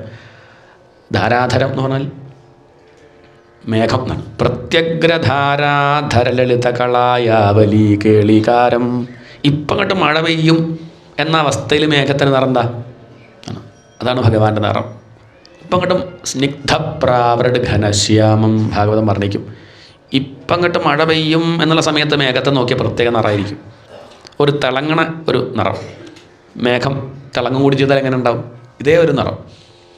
അതാണ് പ്രത്യഗ്രധാരാധരലളിതകളായാവലീ കേളികാരം ലാവണ്യസ്യൈകസാരം സുകൃതി ജനദൃശാം പൂർണ്ണ പുണ്യാവതാരം. സുകൃതികൾക്ക് മാത്രമേ കാണാൻ സാധിക്കുള്ളൂ. അതാണ്. ആർക്കേ കാണാൻ പറ്റുള്ളൂ? ഇപ്പം നാരായണീയൊക്കെ പറയുന്നുണ്ടെങ്കിലും ആർക്കേ കേൾക്കാൻ പറ്റുള്ളൂ? അത്രേ പറ്റുള്ളൂ. എല്ലാവരും വന്നിരുന്നാൽ കേൾക്കാനൊന്നും പറ്റില്ല. അത് സുകൃതികൾക്ക് മാത്രമേ ഇത് കിട്ടുള്ളൂ. അനുഭവിക്കാൻ അവർക്ക് മാത്രമേ സാധിക്കുള്ളൂ. സുകൃതി ജനദൃശാം പൂർണ്ണ പുണ്യാവതാരം ലക്ഷ്മി നിശങ്കലീലാ നിലയനം. ലക്ഷ്മി ഒരു ശങ്കയും കൂടാണ്ട് വിളയാടുന്നു. എവിടെ? ഭഗവാന്റെ ഹൃദയത്തിൽ. ഒരു പേടിയില്ലാണ്ട് അവിടെ ഇരിക്കാം, കാരണം സുരക്ഷിത, പേടിക്കാനില്ല. നമ്മളിപ്പോൾ ഇരിക്കുന്ന സ്ഥലത്തൊക്കെ നമുക്ക് പേടിയല്ലേ? എന്താ ഇപ്പം ഉണ്ടാവുക, നാളെ ഇപ്പം എന്താ ഉണ്ടാവുക? ലക്ഷ്മിക്ക് പേടിയില്ല, കാരണം അവിടെ എന്താ? ഇത് സുരക്ഷിതമാണ്. താനിരിക്കുന്നത് ഗുരുവായൂരപ്പനിലാണ്. ലക്ഷ്മി നിശങ്കലീലാ നിലയനമൃതസ്യന്ത സന്തോഹമന്ത സിഞ്ചത് സഞ്ചിന്തകാനാം വപുഃ അനുകലയേ മാരുതാകാരനാഥ കഷ്ടാതേ സൃഷ്ടിചേഷ്ട. അങ്ങയുടെ സൃഷ്ടി കുറച്ച് ഭീകരായിപ്പോയി എന്നൊരു അഭിപ്രായം മേൽപ്പത്തൂരിന്. ബഹുതര ഭവഖേദാവഹ. എന്തെല്ലാം തരത്തിലാണ് ഇവിടെ മനുഷ്യർ കഷ്ടപ്പെടുന്നത് നോക്കൂ. ഇല്ലാത്ത ആൾക്ക് എല്ലാ കാലവും ഇല്ലാതിരിക്കുക, ഉള്ളവനനുസരിച്ച് ധാരാളം കൊടുക്കുക. ഇങ്ങനെയൊക്കെ ഒരു സ്വഭാവം ഭഗവാന്. പണ്ടൊരു ഗുരുനാഥൻ ശിഷ്യനോട് പ്രസാദം കൊടുക്കാൻ പറഞ്ഞപ്പോൾ ശിഷ്യൻ ചോദിച്ചു, ഞാൻ ഭഗവാൻ കൊടുക്കണ പോലെ കൊടുക്കണോ, ഞാൻ കൊടുക്കണ പോലെ കൊടുക്കണോ ചോദിച്ചു. അപ്പോൾ അയാൾ പറഞ്ഞു, ദൈവം കൊടുക്കണ പോലെ ആയിക്കോട്ടെ, നന്നായിക്കോട്ടെ കരുതി പറഞ്ഞതാ. ആകെ ബഹളം പ്രസാദം കൊടുക്കേണ്ട നിൽക്കൽ. പോയി നോക്കിയപ്പോൾ എന്താ കഥ വെച്ചാൽ, ഇയാൾ ചിലർക്ക് കൊടുക്കും, ചിലർക്ക് കൊടുക്കില്ല. കൊടുത്ത ആൾക്ക് തന്നെ വീണ്ടും വീണ്ടും കൊടുക്കും, ചിലർക്ക് കൊടുക്കും, കഴിക്കാൻ പോകുമ്പോൾ തട്ടും. അപ്പം ഗുരുനാഥൻ പോയി ചോദിച്ചു, എന്താ ഈ പരിപാടി? അല്ല, അങ്ങല്ല പറ, ദൈവം കൊടുക്കണ പോലെ കൊടുക്കണം. ദൈവം എങ്ങനെയല്ലേ കൊടുക്കാറ്? ചിലർക്ക് കൊടുക്കും, ചിലർക്ക് കൊടുക്കില്ല. ചിലർ വേണ്ട പറഞ്ഞാൽ പിന്നെയും പിന്നെയും കൊടുക്കും, വേണമെന്ന് പറയുമ്പോൾ കൊടുക്കില്ല. ചിലർക്ക് കൊടുക്കും, കഴിക്കുമ്പോൾ തട്ടും. ഇങ്ങനെയൊക്കെയല്ലേ കഥ. തന്നെയാണ് ഇപ്പോൾ മേൽപ്പത്തൂരും പറയണത്, കഷ്ടാതേ സൃഷ്ടിചേഷ്ട. എന്തെല്ലാം തരത്തിൽ ദുഃഖം അനുഭവിക്കേണ്ട മനുഷ്യർ. ഇതിനൊക്കെ കാരണം ഗുരുവായൂരപ്പ അങ്ങല്ലേ. അപ്പോൾ മൂപ്പരങ്ങ് ചിരിക്കും, ചിരിച്ചങ്ങ് നിൽക്കും. എന്നെ വെറുതെ പറയണോ? അതാണ്. ബഹുതര ഭവഖേദാവഹ. എന്തെല്ലാം തരത്തിൽ ദുരിതങ്ങൾ. ഒന്ന് നോക്കി നോക്കൂ, ഒന്ന് പുറത്തിറങ്ങി നോക്കൂ. നീ വേണ്ട, അകത്ത് നോക്കൂ, തൻ്റെ കഥ നോക്കൂ, തൻ്റെ കുടുംബത്തിലേക്ക് തിരിഞ്ഞു നോക്കൂ. ബഹുതര ഭവഖേദാവഹ ജീവഭാജം. ഈ ദുഃഖങ്ങളൊക്കെ അനുഭവിക്കുന്നത് അങ്ങ് കാരണമല്ലേ എന്നൊക്കെ എനിക്ക് പണ്ട് തോന്നിയിരുന്നു. അപ്പം ഭഗവാൻ നോക്കി ചിരിച്ചിട്ടുണ്ടാകും. മേൽപ്പത്തൂർ, തനിക്കിപ്പോൾ അഭിപ്രായം ഉണ്ടോ? ഇപ്പം എനിക്കില്ല. പട്ടിന് പറയാണ്, ഇങ്ങനെയൊക്കെ പണ്ട് ബുദ്ധിയില്ലാത്ത കാലത്ത് ഞാൻ ചിന്തിച്ചിരുന്നു, പക്ഷെ ഇപ്പം എനിക്ക് മനസ്സിലായതൊക്കെ നല്ലത് തന്നെയാണ്. ഇതൊക്കെ നമുക്ക് ആധ്യാത്മിക പുരോഗതിക്ക് വേണ്ടി ഭഗവാൻ തരികയാണ്. എന്തിനാണ് ആ ദുഃഖമൊക്കെ? എന്തിനാ ചോദിച്ചാൽ, എന്തിനാ? എന്ത് പുരോഗതി? ഭൗതിക പുരോഗതിയല്ല പറയുന്നത്. ആധ്യാത്മിക പുരോഗതിക്ക് വേണ്ടി ശ്രദ്ധിച്ച് ഭാഗവതം നാരായണിയൊക്കെ കേൾക്കണമെങ്കിലേ എന്ത് വേണം? എപ്പോഴും അങ്ങനെ സുഖമായിട്ടിരുന്നാൽ പറ്റില്ല. ഇടയ്ക്കൊരു ദുഃഖമൊക്കെ വരുമ്പോഴേ ചിന്തിക്കുള്ളൂ, എന്ത് ദുഃഖിക്കാണ്ടിരിക്കാൻ വല്ല വഴിയുണ്ടോ? തൽക്കാലത്തേക്കല്ല. തൽക്കാലത്തേക്ക് കള്ളുഷാപ്പ് പോയിരുന്നാൽ പറ്റുമായിരിക്കും. തൽക്കാലത്തേക്കുള്ള വഴിയല്ല, അതിനൊക്കെ പല വഴികളുമുണ്ട്. അതല്ല, ഇനി ദുഃഖം ഒരിക്കലും അലട്ടരുത്, അങ്ങനെ വല്ല വഴിയുണ്ടോ എന്ന് ചിന്തിക്കണ്ടേ? അതാണ് ഇവിടെ പറയണത്. ഇത്യേവം പൂർവമാലോചിതം. ഇങ്ങനെയൊക്കെ പണ്ട് ബുദ്ധിയില്ലാത്ത കാലത്ത് ഞാൻ ആലോചിച്ചിരുന്നു. പക്ഷേ ഇപ്പം എനിക്ക് മയാ നൈവം അദ്യാഭിജാനേ, എനിക്കിപ്പോൾ അഭിപ്രായമില്ല. ഞാൻ ഇപ്പം ആലോചിക്കണം എന്താണെന്നറിയോ ഗുരുവായൂരപ്പ? എന്താ ആലോചിക്കണു? പട്ടിരി എന്തപ്പം ആലോചിക്കണു? ഞാനിപ്പോൾ ആലോചിക്കണം എന്താ വെച്ചാൽ, അങ്ങൊരു പക്ഷേ സൃഷ്ടിച്ചിട്ടില്ലായിരുന്നെങ്കിൽ ഗുരുവായൂർ അമ്പലം ഉണ്ടാവുമായിരുന്നു, അങ്ങ് ഇവിടെ ഇരിക്കുകയായിരുന്നു, മേൽപ്പത്തൂർ ഇല്ലം ഉണ്ടാവുമായിരുന്നു, നാരായണ ഭട്ടതിരി അവിടെ ഉണ്ടാവുമായിരുന്നു, അയാൾക്ക് വാതരോഗം വരുമായിരുന്നു. വാതരോഗം വന്നതുപോലും നന്നായി, അതുകൊണ്ടല്ലേ ഗുരുവായൂരെത്തിയത്. അപ്പോൾ അതുകൊണ്ട് ഈ നടക്കുന്നതൊക്കെ വളരെ നല്ലത്. ഒരു പക്ഷേ രോഗം വന്നില്ലായിരുന്നെങ്കിൽ ഇപ്പോഴും ഞാൻ എന്ത് ചെയ്യും? പണത്തിൻ്റെയും പ്രശസ്തിയുടെയും പിന്നാൽ അത് തന്നെയാണ് കേവം ധരിക്കും, ഗുരുവായൂരപ്പനെ മൈൻഡ് ചെയ്യാണ്ട് നടക്കും, ഉറപ്പാണ്, സംശയമില്ല. അതുകൊണ്ട് അങ്ങയുടെ സൃഷ്ടി മോശമുള്ള അഭിപ്രായം എനിക്കിപ്പമില്ല. നേത്രൈഹി ശ്രോത്രൈശ്ചപിത്വ. ഒരു പക്ഷേ സൃഷ്ടി എന്നൊന്നും ഇവിടെ ഇല്ലായിരുന്നെങ്കിൽ എനിക്ക് ഈ കണ്ണുകൊണ്ട് ഗുരുവായൂരപ്പനെ കാണാനും ചെവി കൊണ്ട് കുടിക്കാനും, കണ്ണുകൊണ്ടും ചെവി കൊണ്ടും കുടിക്കാൻ പറ്റുമെന്നാണ്. നേത്രൈ ശ്രോത്രൈശ്ചപിത്വ. ശരിക്കും നാവോണ്ടേ കുടിക്കുള്ളൂ അല്ലേ? അത് പറഞ്ഞിട്ടില്ല. കണ്ണുകൊണ്ട് കുടിക്കുക, ചെവി കൊണ്ട് കുടിക്കുക എന്ന് പറഞ്ഞാൽ അകത്താക്കുക എന്നർത്ഥം. ഇങ്ങനെയൊക്കെ അങ്ങയുടെ ഈ മനോഹരമായ രൂപത്തെ കണ്ണുകൊണ്ട് കാണാനും അങ്ങയുടെ ഈ രൂപത്തെ ആസ്വദിക്കാൻ എനിക്ക് സാധിക്കുമായിരുന്നു. ഗുരുപവനപുരാധീശം ഏവ നേത്രൈഹി ശ്രോത്രൈഹി പിത്വ പരമരസസുധാംബോധിപൂരേ രമേരൻ. നമ്രാണാം, എന്താണ് നാരായണത്തിൻ്റെ മാഹാത്മ്യം. നമ്രാണാം സന്നിധത്തെ അല്ലെങ്കിൽ സന്നിധത്സേ, രണ്ടും ശരിയാണ്, ലേശം അങ്ങോട്ട് കൊണ്ട് മാറ്റണമെന്നേ ഉള്ളൂ. നമ്രാണാം നമിക്കുന്നവരുടെ, ഭഗവാന്റെ പാദത്തിൽ വീണ് നമസ്കരിക്കുന്നവരുടെ, സതതമപി പുരസ്തൈരണഭ്യർത്ഥിതാനപ്യർത്ഥാൻ കാമാനജസ്രം വിതരസി പരമാനന്ദ സാന്ദ്രാം ഗതിം ച. വിനയത്തോടുകൂടി ഭക്തിയോടുകൂടി ആത്മാർത്ഥമായിട്ട് നമസ്കരിക്കുന്നവരുടെ സകല ദുഃഖങ്ങളും തീർത്ത് അവർ ചോദിച്ചില്ലെങ്കിൽ പോലും എന്തു കൊടുക്കും? പരമാനന്ദ സാന്ദ്രാം ഗതിം ച. നമ്മൾ മോക്ഷം ചോദിക്കില്ല, നമ്മളെന്ത് ചോദിക്കുള്ളൂ ഭഗവാനെ കണ്ടാലും? മകൻ്റെ കാര്യം, അല്ലെ മകളെ കാര്യം, അല്ലെ പേരക്കുട്ടിയുടെ കാര്യം, ഭർത്താവിൻ്റെ കാര്യം, ഇതേ പറയുള്ളൂ. എന്ത് പറയില്ല? മോക്ഷം പറയുമോ? മോക്ഷം തരട്ടെ ചോദിച്ചാൽ ഇപ്പം വേണ്ട, പിന്നെ മതി, അത്രയേ ഉള്ളൂ. പക്ഷെ അത് ചോദിക്കേണ്ട, ആര് തരും? ഇതൊക്കെ ശരിയാക്കണ കൂട്ടത്തിൽ ചോദിക്കാത്ത മോക്ഷവും ആര് തരും? വിലപിടിപ്പുള്ള മോക്ഷവും ചോദിച്ചില്ലെങ്കിൽ ആര് കൊടുക്കും?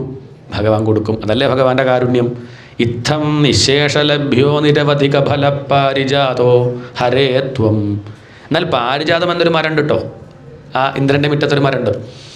ആ മരത്തിൻ്റെ ചോട്ടിൽ പോയിട്ട് എന്ത് വിചാരിച്ചു അതേ തരുള്ളൂ. എന്താണ് വിചാരിച്ചതേ കൊടുക്കുള്ളൂ. എന്നാൽ ഭഗവാൻ അങ്ങനെയല്ല, നേരെയാവാനുള്ളതേ കൊടുക്കുള്ളൂ. ഏതാ കേമം? പാരിജാതമാണോ? ഗുരുവായൂരപ്പൻ്റെ പാദമാകുന്ന പാരിജാതമാണോ? ഏതാ നല്ലത്? അത് സംശയമില്ല. നമ്മളിപ്പം മറ്റത് വിചാരിക്കണതൊക്കെ കിട്ടും, അങ്ങനെ ഒരു കുഴപ്പം എവിടെ ഉണ്ട്? അത് കുഴപ്പമാണ്. കുഴപ്പം നമുക്കറിയില്ല, പക്ഷെ അത് കുഴപ്പമാണ്. വിചാരിച്ചതൊക്കെ കിട്ടിയാൽ നമ്മൾ നശിക്കുകയുള്ളൂ. വേണ്ടത് കിട്ടണം, വിചാരിച്ചത് കിട്ടില്ല. എന്താണ് വേണ്ടതാണ് വേണ്ടത്?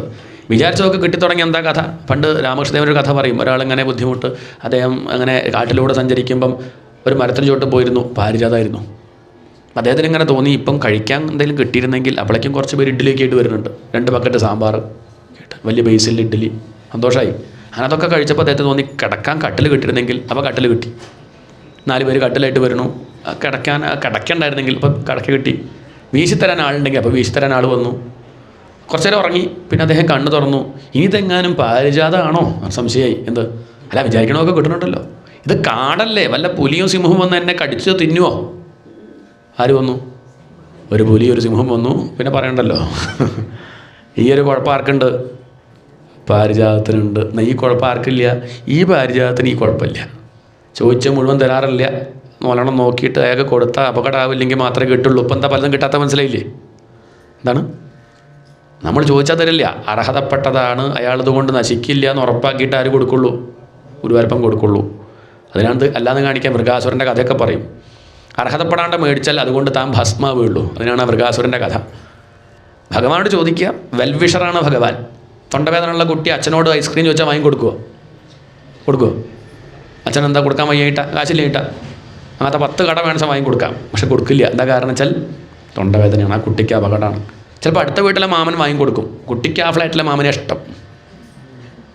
അയാൾക്ക് ഇപ്പോൾ തൻ്റെ മകനൊന്നുമല്ലല്ലോ, തൊണ്ടവേദന എന്താ കുഴപ്പം? അത്രയേ ഉള്ളൂ. പക്ഷെ കുട്ടിക്കൊരു പക്ഷേ അങ്ങനെയാവും ഇഷ്ടം. നമുക്കിപ്പോൾ അതല്ലേ ഇഷ്ടം. ഗുരുവായൂരപ്പനോട് എത്ര പേർക്ക് ഇഷ്ടമുണ്ട്? നമുക്ക് വേറെ കുറേ ഇഷ്ടം, അങ്ങനത്തെ കുറേ കാര്യസിദ്ധി ഇതാണ്. പക്ഷേ ഭഗവാൻ നമ്മൾ നേരെയാവണം എന്നുള്ള ആഗ്രഹമുള്ളവനാണ്. അതുകൊണ്ട് ക്ഷുദ്രം തം ശക്രവാടീദ്രുമം, കുറച്ച് പുച്ഛത്തോടു കൂടി പറയുകയാണ്. ശക്രൻ്റെ വാടീദ്രുമം, ശക്രൻ എന്ന് പറഞ്ഞാൽ ഇന്ദ്രൻ. ഇന്ദ്രൻ്റെ മുറ്റത്തൊരു മരമുണ്ട്, ഒരു പൊട്ടമരം. ഏത്? പാരിജാതം. അതൊക്കെ എത്ര തുച്ഛം. ക്ഷുദ്രം എന്ന് പറഞ്ഞാൽ തുച്ഛം. അങ്ങാകുന്ന പാരിജാതമാണ് കേമം. അതുകൊണ്ട് വിവരമില്ലാത്തവരൊക്കെ ആ പാരിജാതത്തെ ആശ്രയിക്കുന്നു എന്ന് പറഞ്ഞാൽ ഭൗതിക നേട്ടത്തിന് വേണ്ടി ഭജിക്കുന്നു. ബുദ്ധിയുള്ളവരോ ഒന്നും വേണ്ട ഗുരുവായൂരപ്പ എന്ന് പറഞ്ഞ് അങ്ങയെ ഭജിക്കുന്നു. അങ്ങനെ ഒന്നും വേണ്ട പറഞ്ഞ് കാൽക്കൽ വീഴുന്നവരുടെ എല്ലാ ദുഃഖങ്ങളും തീർത്തു കൊടുത്ത് അവർ ചോദിക്കാതെ തന്നെ മോക്ഷത്തെ കൊടുക്കുന്നവൻ. മോക്ഷം എന്ന് പറഞ്ഞാൽ ആനന്ദമാണ്, മരിക്കുക എന്നല്ല അർത്ഥം. അങ്ങനെ വിചാരിക്കരുത്. അതാണ് താല്പര്യം. ആനന്ദം. ദുഃഖം കണ്ട് ഒട്ടും ഇല്ലാണ്ടിരിക്കുക. ഏതവസ്ഥയിലും ഇയാൾ ദുഃഖിക്കാതിരിക്കട്ടെ എന്ന അനുഗ്രഹം, അതല്ലേ വേണ്ടത്. അതാണ് മുഖ്യം. അത് തരുന്നവൻ കാരുണ്യാത്. അങ്ങക്ക് കാരുണ്യം അല്ലാണ്ട് വേറൊന്നുമില്ല. കാമമന്യം ഭജതി കാമമന്യം ദദതി ഖലു പരേ സ്വാത്മതസ്ത്വം വിശേഷാത്. മറ്റുള്ള ദേവന്മാരൊക്കെ ചോദിച്ചത് കൊടുത്ത് ഒഴിവാക്കാനാണ് നോക്കുക. അവർക്ക് എന്തില്ല, ഉള്ളിൽ സ്നേഹമൊന്നുമില്ല. നമ്മളടുത്ത് വന്നാൽ ശല്യം എന്നുള്ള പറ്റില്ല. എന്നാൽ ഗുരുവായൂരപ്പ അങ്ങനെയല്ല, എത്ര പേര് വരുന്നുണ്ട്, ഒരു പ്രശ്നമില്ല. അങ്ങക്ക് എന്തേ ഉള്ളൂ, കാരുണ്യം മാത്രം.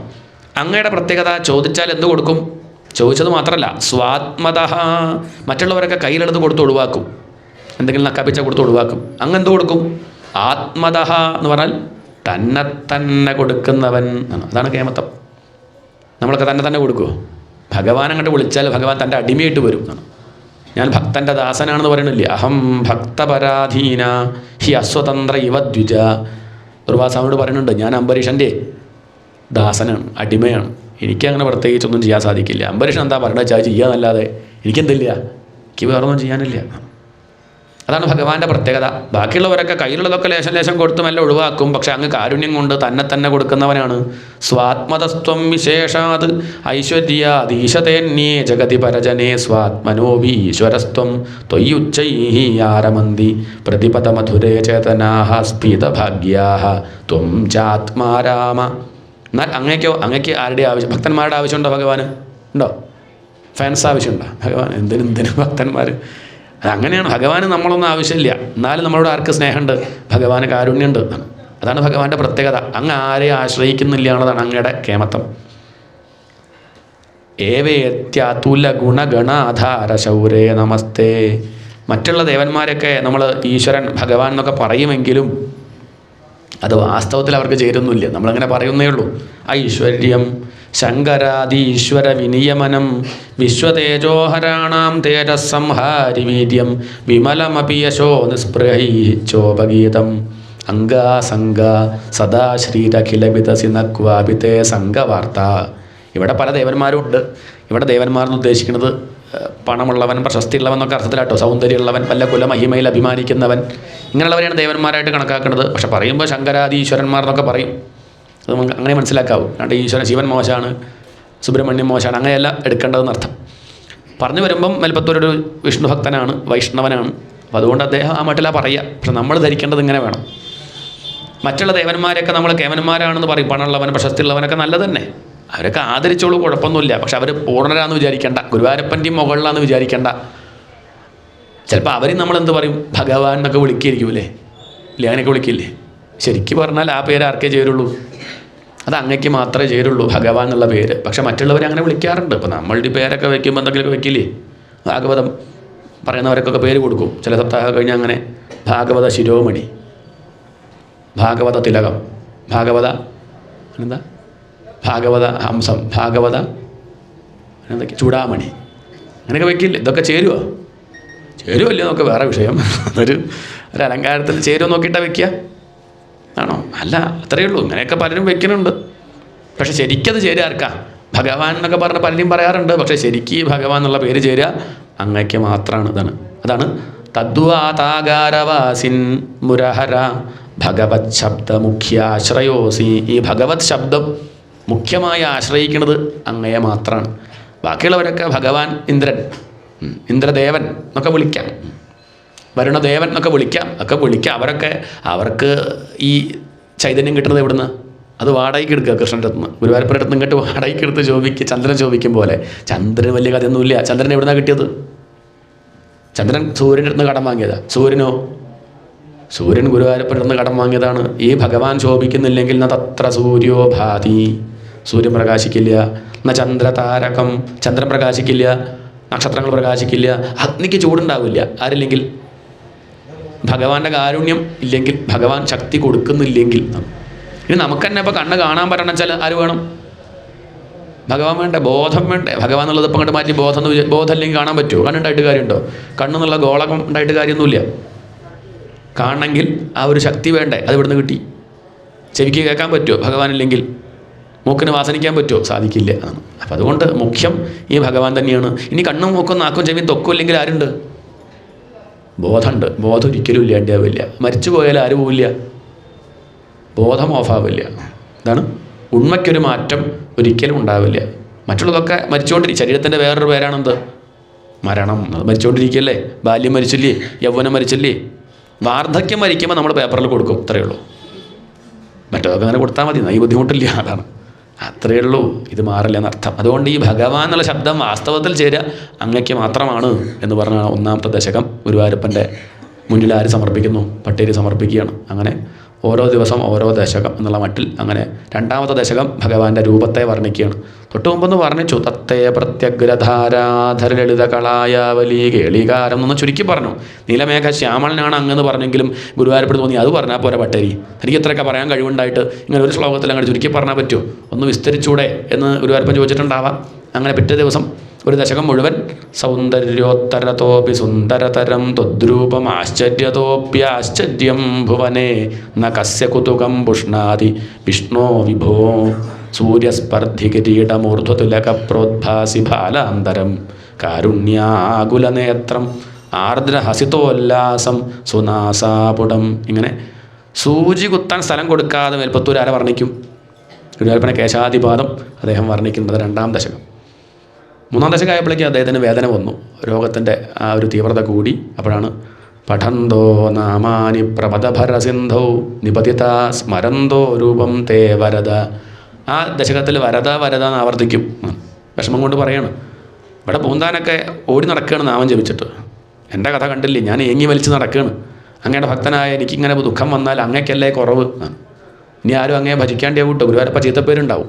അതുകൊണ്ട് അങ്ങ് എത്രയും പെട്ടെന്ന് എന്നെ നേരെയാക്കിക്കോളൂ എന്നൊക്കെ ഭഗവാനോട് പറയുന്നുണ്ട് സൗഹൃദം കൊണ്ട്.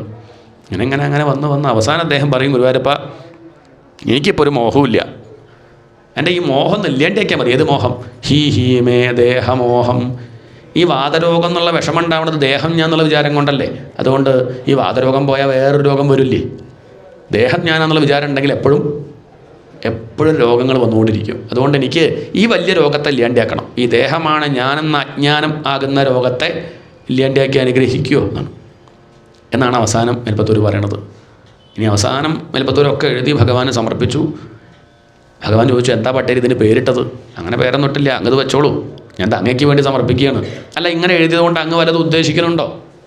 ഫലം വല്ലതും? നമ്മൾ നാരായണീയം വായിക്കണതിന് എന്തിനാ? ചിരിക്കുന്നുണ്ട്. അതൊക്കെ ഉള്ളിൽ ഇങ്ങനെ ഓരോ ഫലം. ഇത് 100 ദശകമായിട്ട് വാരി സമർപ്പിച്ചാൽ മകൻ്റെ കല്യാണം കഴിയും, അല്ലേ? അങ്ങനെയൊക്കെ അല്ലേ, കുട്ടി ഉണ്ടാവും എന്നൊക്കെ സങ്കല്പിച്ചിട്ടാണ് നമ്മൾ ചെയ്യണത്. മേൽപ്പത്തൂർ പറയും, ഞാനിപ്പോൾ ഒന്നും അങ്ങനെ സങ്കല്പിച്ചിട്ടില്ല. ഒറ്റ സങ്കല്പമേ ഉള്ളൂ. എന്തത്?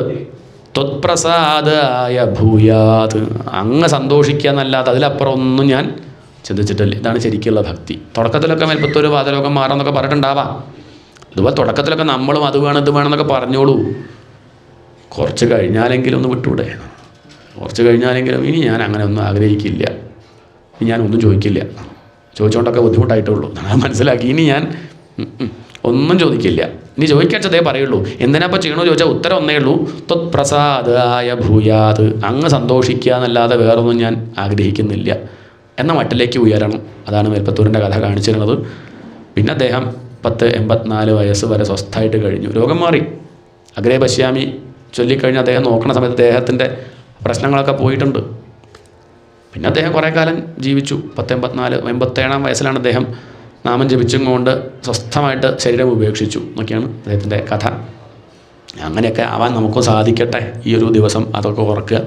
അങ്ങനെ ഒരു ഭക്തനെ പോലെ ഇടയ്ക്കൊക്കെ കുറച്ച് അഹങ്കാരമൊക്കെ ഉണ്ടെങ്കിലും മരിക്കുന്നതിൻ്റെ മുന്നേ ഈ അഹങ്കാരമൊക്കെ ഇല്ലാണ്ടിയാക്കി വിഷമിക്കാണ്ട് ഇനിയൊരു ജന്മം വേണ്ട, സ്വസ്ഥമായിട്ട് അങ്ങനെ ഇരിക്കുക ശാന്തമായിട്ട് എന്നുള്ള ആഗ്രഹത്തോടു കൂടി ദേഹം ത്യജിക്കാൻ സാധിക്കട്ടെ. അതുതന്നെയാണ് ജീവിതത്തിൻ്റെ ലക്ഷ്യം എന്ന് പറഞ്ഞാൽ. മരിക്കുന്നതിൻ്റെ മുന്നേ മരിക്കാത്തവനാണ് ഞാനെന്ന് അറിയലാണ് ലക്ഷ്യം. എന്താണ്? മരിക്കുന്നതിൻ്റെ മുന്നേ മരിക്കാത്തവനാണ് ഞാൻ എന്ന സത്യം അറിഞ്ഞിട്ട് ദേഹം ഉപേക്ഷിക്കുക, പരീക്ഷത്തിനെ പോലെ. എന്തായാലും കുറച്ച് നേരം നാരായണീയത്തിലെ ഒരു ദശകം കുറച്ച് വായിക്കാനും അതിലൂടെ ഒന്ന് സഞ്ചരിക്കാനും പറ്റി. അത് ഗുരുവായൂരപ്പൻ്റെ കാരുണ്യമായിട്ട് കണക്കാക്കുന്നു ഈ പറഞ്ഞ വാക്കൊക്കെ. ത്വത്പ്രസാദായ ഭൂയാത്, ഗുരുവായൂരപ്പ അങ്ങ് സന്തോഷിക്കണേ. ഭഗവാന്റെ ആ പാദത്തിൽ നല്ല പുഷ്പങ്ങളായിട്ട് നമുക്ക് സമർപ്പിക്കാം. ഗോവിന്ദനാമ സങ്കീർത്തനം. ഗോവിന്ദ ഗോവിന്ദ.